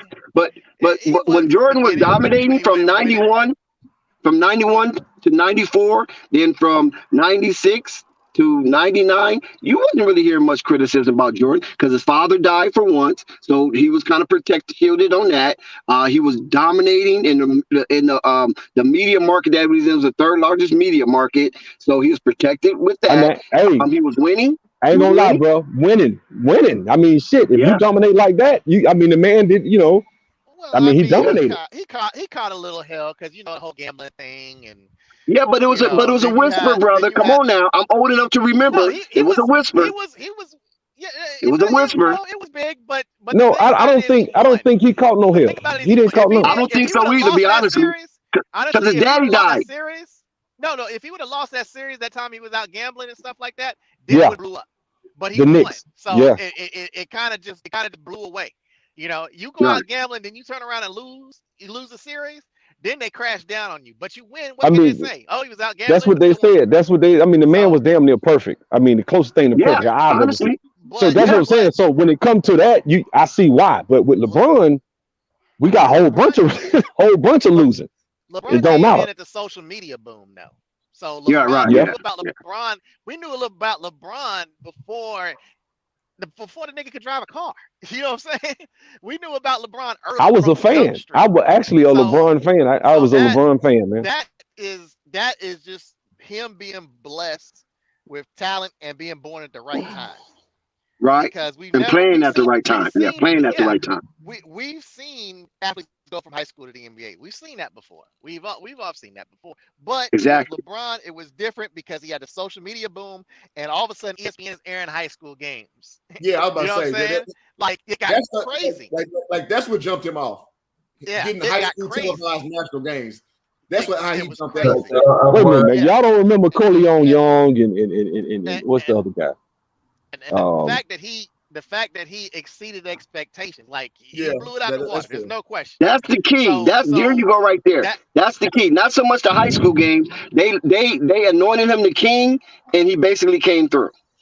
yeah, exactly. So if he would have came out like Kwame Brown, we wouldn't even be talking about LeBron. Shout out to You know what I'm FYF saying? Sports Debate. So it's a part of the social media boom, and it's a part of his talent. That's why he has so much control of the media. That's why he became so polarizing. But like I said, let me say this: you leaving one aspect out though. He does have media plants though, so he basically has perfected the art of basically controlling the narrative because he understands the importance. I don't know if Rich came up with that. I don't know if Maverick came up with that. Yeah. You know what I'm saying? But that's what he's done. That's different. It's intentional. It's very intentional. Go ahead. Because he has a sports agency, right? Yes. Yeah, I don't deny that at all because we've seen it. We've seen him create narratives. Is he the only one? Hoop jargon? Only one we know of. But I guess the one that's the most The glaring. only one this powerful. Now I ain't saying ain't nobody ever had nothing, but the only one No, that's I'm this talking about the powerful. sports agency hooked up to him. You feel me? Oh, Because- yeah. Because he honestly has people signed up to Clutch Sports that's in the media, not players, but in the media. They're Clutch Sports clients. Yeah, he got CAA? commentators signed to him. Yeah, that's Right, crazy. that's what I'm saying. Yeah. Outside of playing, they have commentators and beat writers, all that stuff. I mean, that's why they threatened the what's the name? Shaq went out and threatened the Lakers when they mentioned it early in the season about trading him. You do that, nobody will ever come to LA. I'm like, who the fuck this nigga supposed to be? That you can't even trade him. I would have traded his ass that night. Like, what? You do that, nobody. I'm like, it's LA. We don't need you. We the fifth largest franchise on the planet. You don't need him. Like, I'm like, bro, I'm like, what is he talking about? Shaq said that. I said, man, come on, Shaq. I know that's honestly, your boy. listen, my brother, my brother.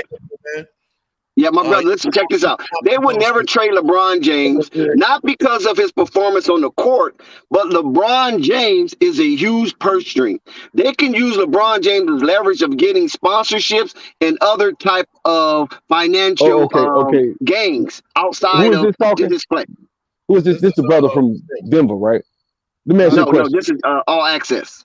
Okay, what's up, brother? Let me ask you a question. So right now, given that he just averaged all those points, given that he's 38, right, about to be 38, given that he just announced he finna go play with his son, he finna leave you anyway. You about to get nothing. Okay. Hold on. Let me say this. You about to get nothing. You literally gave up all your first round draft picks to stack the team for him. I would trade his. That's the only real smart. I would either trade him or Anthony Davis. You're not gonna really get them for Westbrook right now.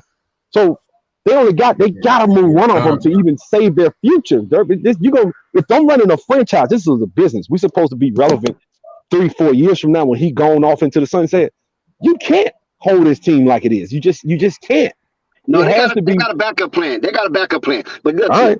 as far as us as fans, like me, myself, as a fan who spends his hard-earned money to purchase these Laker tickets, one thing about the Los Angeles Lakers they're a bottom line team, like most teams supposed to be. But they're really a bottom line team. And what LeBron James has brought to the Los Angeles Lakers outside of that championship, because that's just a bonus, he has brought so much to their purse strings. It's unreal. And going forward, they have a deal. I mean, they have a deal they basically closing out on as far as sponsorship. That's going to be out of control. This is one of the reasons why the Staples Center is no more the Staples Center. You feel me? They don't have to hold on to that. You know what I'm saying? This is why somebody outbid it for that sponsorship, because of the presence of the LeBron James, because of the presence of Clutch Sports being connected to the Lakers, and the possibility of other Clutch clients, as far as basketball players, coming to the Los Angeles Lakers while LeBron James is in his dogtooth years. So it's a lot of stuff that's going on behind the scenes that some of the LA fans are really happy for. We were just disappointed in the performance of the Russell Westbrooks of the world, because he's supposed to be an LA native. He's supposed to be more in tune of trying to win instead of trying to be that LA dog, like, this is my city, this is my town, I'm born here, so really nobody can tell me to do nothing. You feel me? Well, I don't feel you on that last piece. I'm not in LA. I'm not privy to all the information. I learned not to argue with people that I don't know different. So I'm not going to argue with you about none of that stuff you said. But I do know Russell Westbrook dropped he was leading in the team in turnovers, and then he dropped significantly after the All-Star break. He would have games. He would go 3 or 4 games straight with 0 turnovers. This brother played. He stopped missing those wide open layups. He played smarter basketball the second half of the season. And if you look at statistics, what did he average? 18, 8, and 8 or something? 18, 8, and 7. Yes, he played much better after All-Star break. Yeah, so but you know why? Before you go, you know why though, right? Because they was on his ass. Not so much they was on his ass, but LeBron missed some significant amount of games after All-Star break. And Russell Westbrook played way better without LeBron being on the court. Well, yeah. I mean, the team played better, but I just think, like I said, I do believe that he's gonna. They tell me he gonna. I think wasn't it Ticket TV say he gonna be out the league after next year. He ain't finna get no $48 million after this. This the last gravy year he finna get. But I mean, I can see him getting a good 16 somewhere. You know what I'm saying? Listen, Westbrook just signed and trade to go back to Oklahoma City. That is the city that birthed Russell Westbrook for his NBA career. Go back to that red clay where you appreciate it. They love you there. You're a walking God on that surface. Small market. Market. Mm-hmm. Yeah, because you stayed, and Kevin Durant left, James Harden left, Reggie Jackson, everybody left. You follow what I'm saying? Serge Ibaka. Everybody left. You stayed. So you were basically a demigod down there on that red clay. So if he can get some type of sign and trade with the Oklahoma City Thunder, and maybe get the Shea Gilgeous, maybe get Dirk or something. I don't know. He's not gonna get Giddy. He could go down there and play with Giddy. He need to go back. He need to go back, man. They're not giving up shit for. He need to go back. OKC already offered a trade to the Lakers.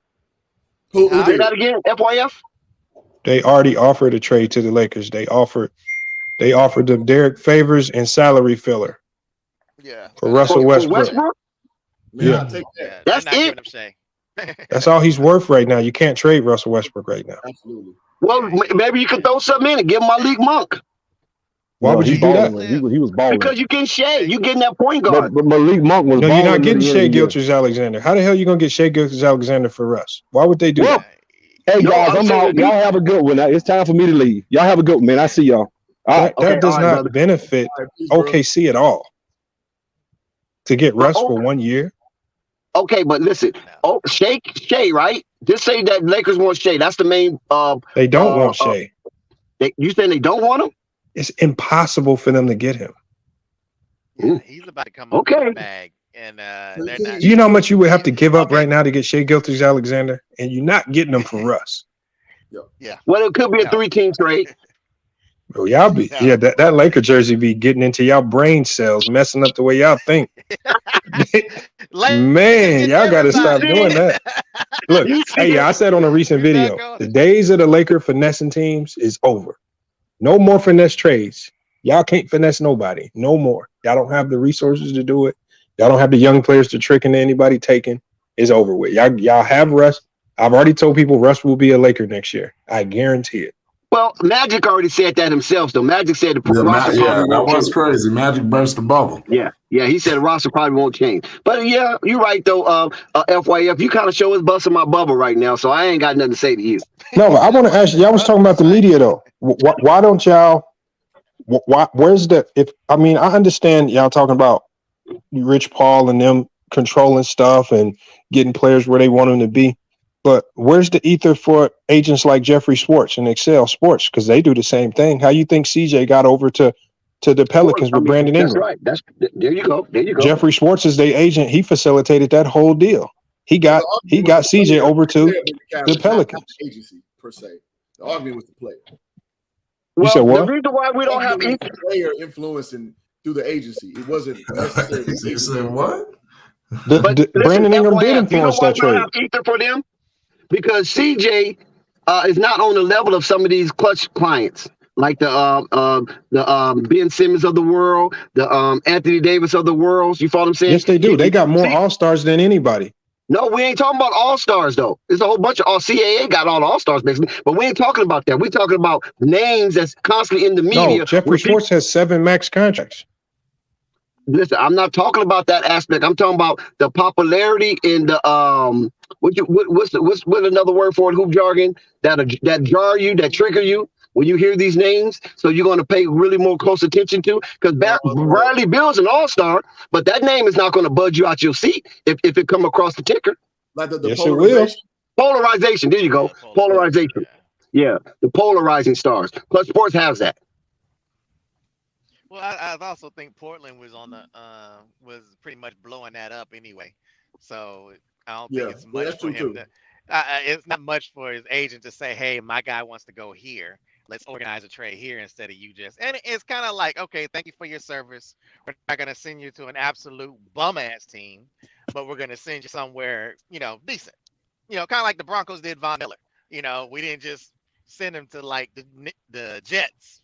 Well, a bunch of picks. The Dolphins. The damn Super Bowl team. I just don't see how, on one sense, we'll hear people complaining about the media because they'll be like, okay, the media, they always down in black athletes, or they always saying this and X, Y, and Z. But then when you have black athletes who say, damn that, I'm going to put people in place to control the narrative so this don't happen, then we complain about them because we knowingly see that they're putting people in place to control the narratives. So this type of talking points, so the flawed talking points or some of the biased talking points don't.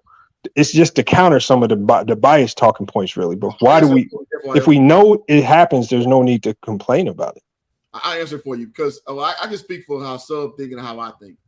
So people like us don't do that shit. We don't be like, oh, they down in black athletes, because we understand that having both played college ball, like that comes with territory. So we don't do that victim shit. Now, to your point, people do that, and you be more so talking to them. But people like myself and Sub-Zero is like, yeah, we don't. That's not even our complaint in the first place. Our complaint is just straight up ball. It ain't none of that victim shit. All they down in black athletes, because I don't care about that. Me personally. So I want to kind of fix it. So it's 2 lanes of traffic that you got to deal with that question. So I just want to say, from a conservative-minded brother's perspective, that's not our gripe in the first place. Yeah, I understand what. I mean, Doc Rivers getting fired. These people need views. These sports shows need views, so they gotta work these narratives. Clickbait, that's what they call it. Yep, there you go. So exactly. So it is what it is. Stephen A. is not gonna get a bunch of people watching this show talking about Bradley Beal all day. He's not. Yeah, that's fast. So I mean, it's just cut and dry. He's gonna talk about Kyrie. He's gonna scream to the top of his lungs because that's what draws attention. And when Kyrie responds, what these people don't realize, when they respond, you're doing nothing but helping him out. They want that back and forth. Because now, okay, what did Kyrie say? Now I'm gonna click back to what Stephen A. says. Absolutely. You know what I'm saying? And then you get the whole, you won't like me when I'm angry, and that shit it's hilarious because it's like a soap opera now. You know what I'm saying? So it's like, okay, what's gonna happen this? Now, let me ask that, and you cooking, because Stephen A., I've been to a taping of what's that, First Take, when they came to Dallas right before I moved here to LA. and he came before a Cowboys game. And Stephen A. he looked like a kid in the candy store, bro, trolling Cowboys fans. Like he loves that shit because he knows those are gonna be some of the highest viewed on road shows when you go to Dallas. They know this thing, like they know this, and this is part of the whole scheme. That's why I laugh at it, kind of quasi being a part of the media, because that's what it's about. And you better believe what they do is they look at the Nielsen ratings of what blocks of what show that people are tuned in the highest, and those are the talking points they stick with. Those are the subjects they stick with because it shows that you're the most engaged off the topic. So if you ever want them to shut up, like Marcel was saying, stop engaging it. They won't talk about it no more. But when you say, I'm tired of talking about Kyrie, I'm tired of talking about Kyrie, like you are basically, you're enabling the narrative. That's all you're doing. You know what I'm saying? Because they don't work off your outward feelings. They go off your intrinsic feelings. And your intrinsic feelings keep the network there. Even though you say you hate Skip Bayless, you're still watching his shit. That's all they care about because that's how they get ad revenue. It's not off your feelings or you cussing Skip out in his inbox, which he doesn't give a shit about. That's what drives the bus. Colin Cowherd says it all the time. That's what drives the bus. The stuff you click on, the stuff that you retweet, the stuff you talk about, that's what drives the bus. And we as consumers got to be more cognizant, which we won't. We're going to keep being fans, which is short for fanatics. It is what it is. But just know you are a vessel for the thing that you say you hate. It's hilarious, man, because younger me would have been all up in it. Oh, man, it down the black brother. They're always down the black athletes and stuff. And, older me, I see it. I see what it is. And I just laugh at this shit, It's game, bro. And damn, FYF got off already? Yeah, he probably has something going on. They just got him. But yeah, I'm about to go ahead and jump off too, man. I got a couple phone calls to make. We about to get started. Yeah, man. Okay, well, let me have something to say about the black athlete criticism. Go for it, they've been criticizing the black athletes since Jack Johnson. Let's just keep it 100. Exactly. So it goes all the way down to Jesse Owens. It goes down to Muhammad Ali. Michael Jordan was pretty much shielded on that type of criticism.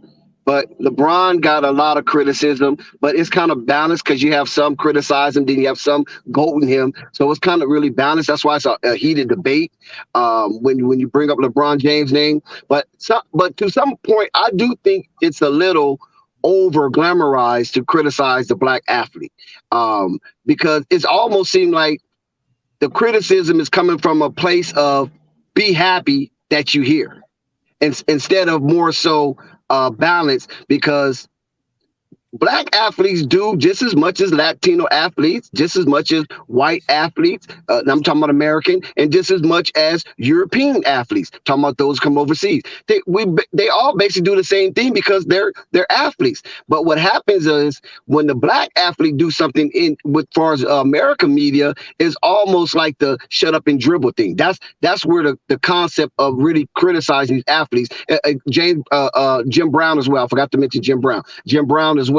So when you get that type of dynamic, it builds such a reticent towards media and towards those type of groups that try to claim they protecting the black athlete by giving some type of counterbalance to that argument. Like Hoop Jargon said, where Kyrie would talk about LeBron James, they will always bring up LeBron James humanitarian work. They will bring up LeBron James philanthropic work. Excuse me, my tongue's tied.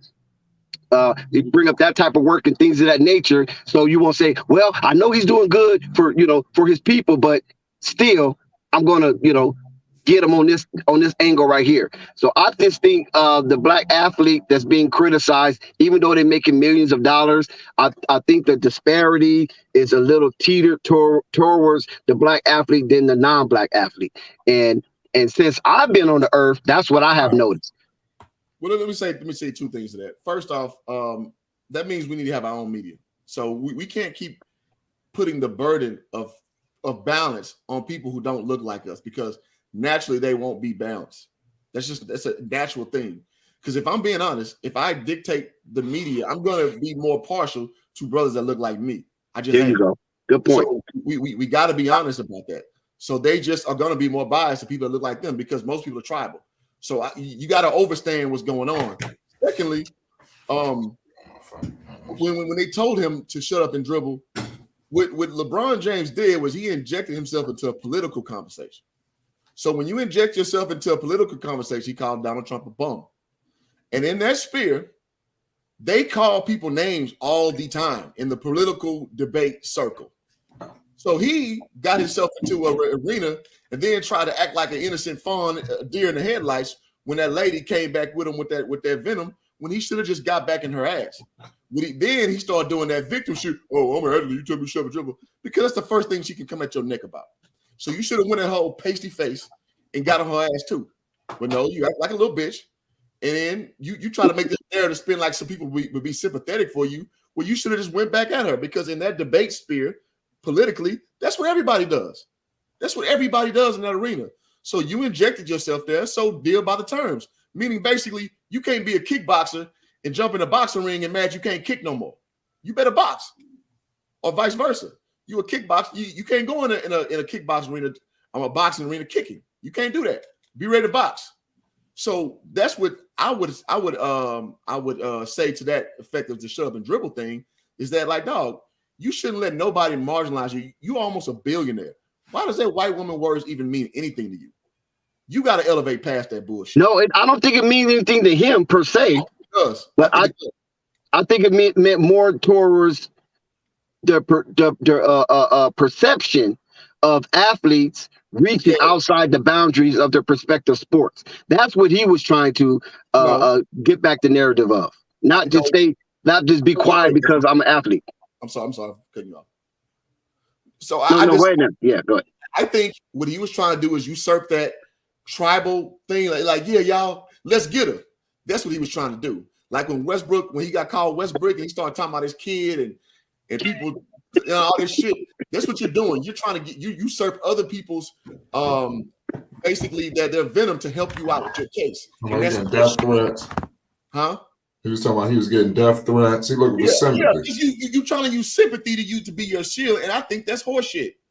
Deal with your shit. Because Westbrook, the same dude that have cussed out so many fans, flipped him off, talking about you gonna beat your ass like he said to that dude.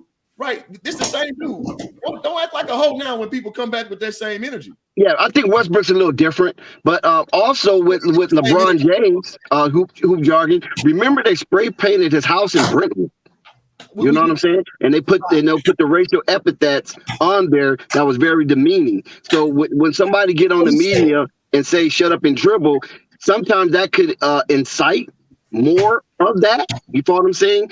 And so you're gonna have to prevent that. So you're gonna have to come out and combat it, and you're gonna have to combat some of the things that former President Donald Trump was saying, because to some people it seemed like he was aggravating and initiating racial biases, attacks, and even racism in its ugliest form. So he was peeling back the layer of the onion that people didn't want to see in America. Racism is been here, will be here, and will always be here. The same racism that went on during Trump's tenure is going on through Biden's tenure. It's not going to stop. So I don't like when you pawn, not you, but people, they pawn off shit on people you don't like, and then you try to make the argument. I agree with you. In reality, it's always been what it is. And with the LeBron James thing on his gate, I'll let you rock flight. He said that there's no proof of it, so I don't go with people who sensationalize things. It's just like the woman who cries, whatever. I don't want to say the R word, but you do it for attention. Like there's a lot of things that people do to drive home a point that when you like the Jussie Smollett thing. So if nobody ever checked him, he basically was saying these two MAGA dudes came and did all this shit, and we checked it. It was no fruit, right? So I'm not giving LeBron James credit for that thing just because he said it. Because you easily can usurp that type of rhetoric. Feeling sorry for the situation. So I'm not even giving credit for that being real. And thirdly, you come up from a dude. I've been called a nigger 3 times in my life, bro. 3 times in my life. Hard ER. You talking about the hard ER? What you saying?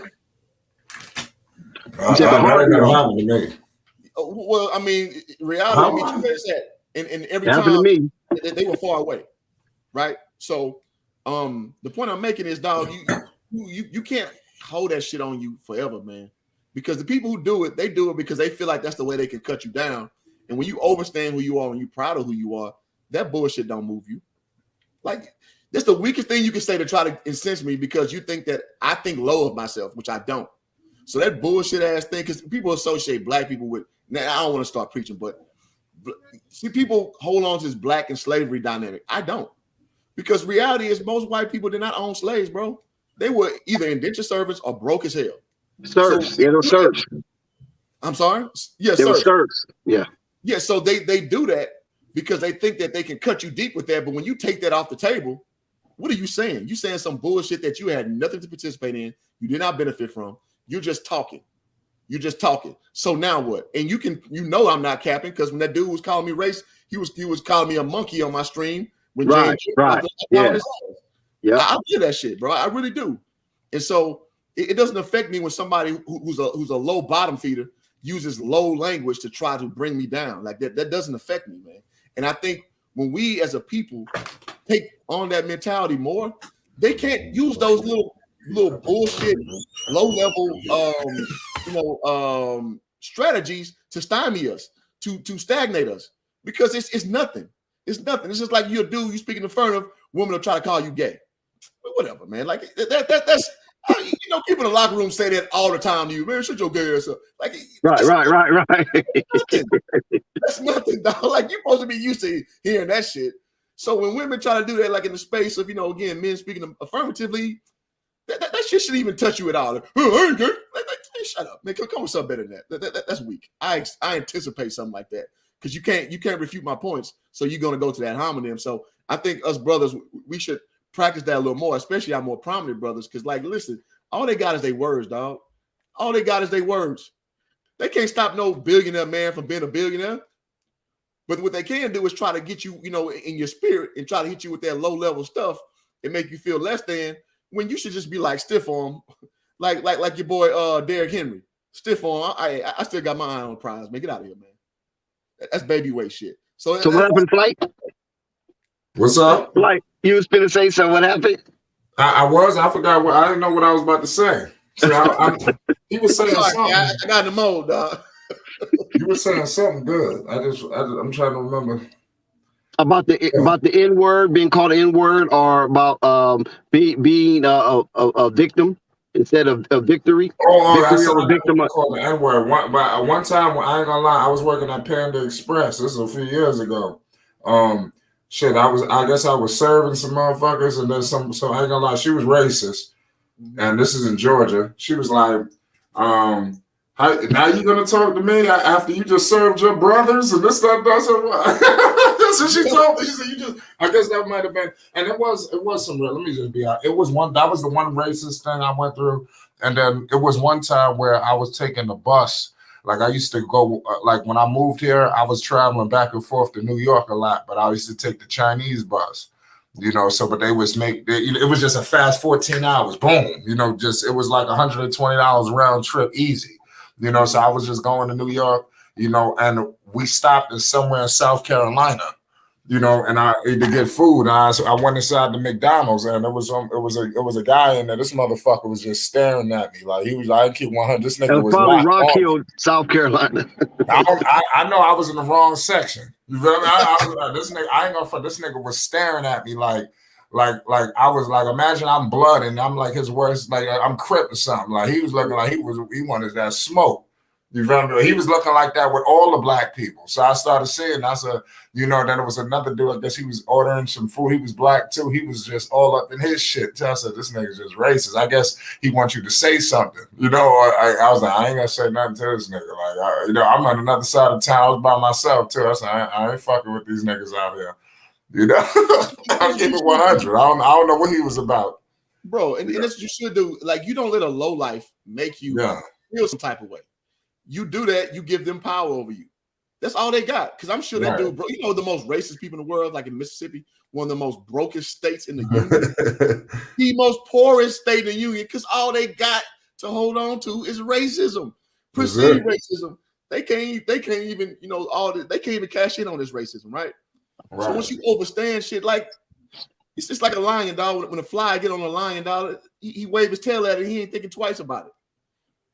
That's how we got to be the shit like that, in my opinion. Yeah, I got called that. I mean, you know, because I'm born and raised out here in Southern California, and the city I live in is predominantly white, but they're more liberal. You know what I'm saying? The city I live in is more liberal white, so you don't really get it from them. You know what I mean? It's a different kind of racism that they have. Like, okay, look, you amongst us, but you just stay on that side, and we're gonna stay on this side. You know what I'm saying? But that's the type of racism. But other than that, more so prejudice. But other than that, like when we was younger, I used to get called that from guys that's in pickup trucks. They you know, they drive by you real fast, throw water on you, and then, you know, scream out the N-word. But a lot of times, I'm gonna be honest with you, we were so blissfully ignorant that when we heard that word, it was like laughter. Like, whoa, did you hear that?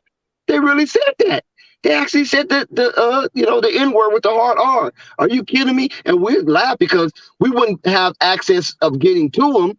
Now, if they would say it like within our reach, then that'd be a different story. You know what I'm saying? Furniture would be moving, even though there's no furniture on the streets. But they'd drive by and just say it, and it would just be so hilarious because we knew, like who Jarg was saying, it's like a fly on a lion.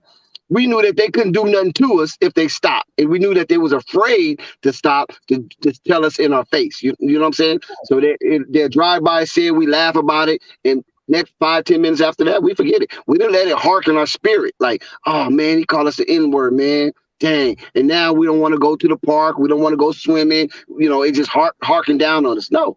It didn't affect us like that. So I agree with you, Hoop Jargon. We got to be more mentally strong to overcome those racial epithets.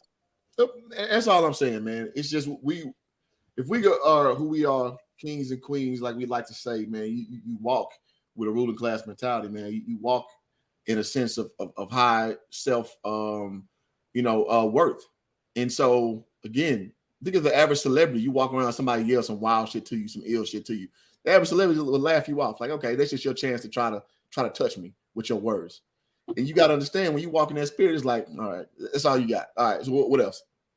What else? And then you got like I said, my surrounding areas. You know, like I just showed. I don't know if you put it on your on the stream, but I was just showing the area that I abode in and things of that nature. It's hard for someone to be aggregatedly racist when you have a whole lot to lose, because you can sue that person and you can gain a house. You can take cars, or you can take property. You can take finances from these people out here in California, because you just can't just spew out something. You can lose something behind that. Now, if you live in an area, impoverished area, what you got to lose, right?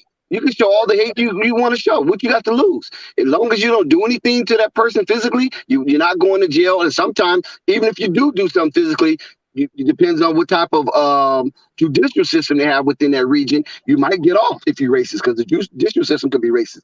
But if not, you don't have nothing to lose, so you can be as hateful, as racist as all you want. But when you stay in a city or area that you have a lot to lose, because people can sue you for defamation and things of that nature, and California laws are pretty lenient when it comes to that, then you're going to keep that little hatred inside your vest, because you don't want to lose what you have invest. Yeah. And so you got to overstand shit. When you know that, okay, this person ain't got nothing to lose, why am I going to roll in the mud with somebody who ain't got nothing to lose? Good point. They got nothing going on for themselves, so this is their way to make them feel better about themselves. Now, again, in person, now it depends on how incendiary you being, because I can't promise I got the same restraint. You in my face, or we in close quarters and you doing some fuck shit. I can't guarantee that I'll be as constrained. But like you're saying, you driving off, which is usually how it happened to me. I'm not gonna sit there and chase your truck down like some old cartoon. Like you're a mongoose or something. Looking like Wile E. Coyote doing some old wild shit. So you gotta just be more mature than the hate. You just have to, because you're not gonna change their opinion. At the end of the day, you're not gonna change their opinion. So why put that strain, that mental stress on yourself, worried about what some lowlife has to say about you? Now you can do what you want. want to do, but why do that? You know what I'm saying? Right. Right. Risk it. Why risk that? For what? So say you whoop their ass. You didn't defeat racism with that ass whoop. Sure didn't. And now you put yourself at risk, right? Huh? Who jargon? You put yourself at risk because now you're not in control of the situation. Now there's a judge and probably 12 jurors or 9 jurors in control of the situation, not you.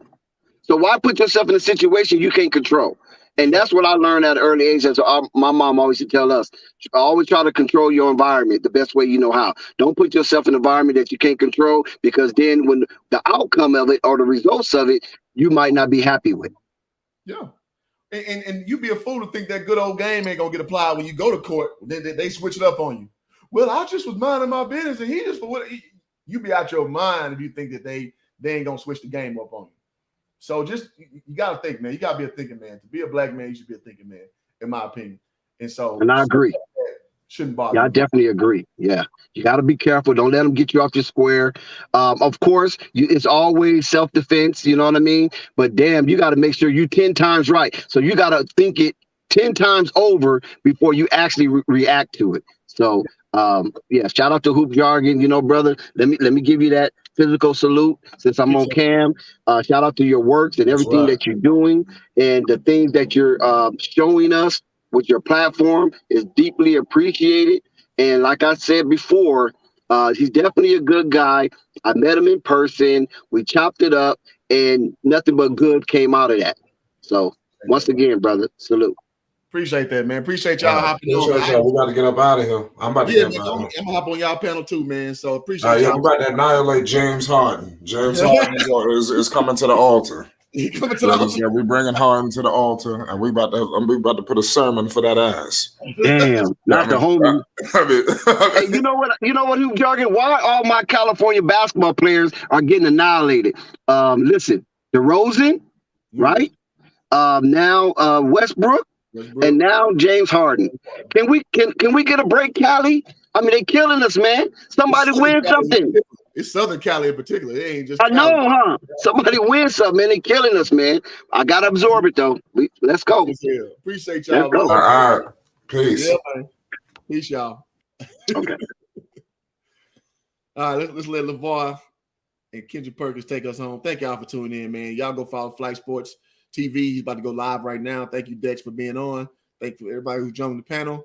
Hoop Jargon, we Shout out out. to Hoop Jargon, man. I'm gonna add you to the crew, man. This crew called Hoop Jargon. They've been getting at it, man. They the ones that's gonna grill you, man, because they majority are all Houston people. So that's shout out to Hoop Jargon. Shout out to Hoop Jargon.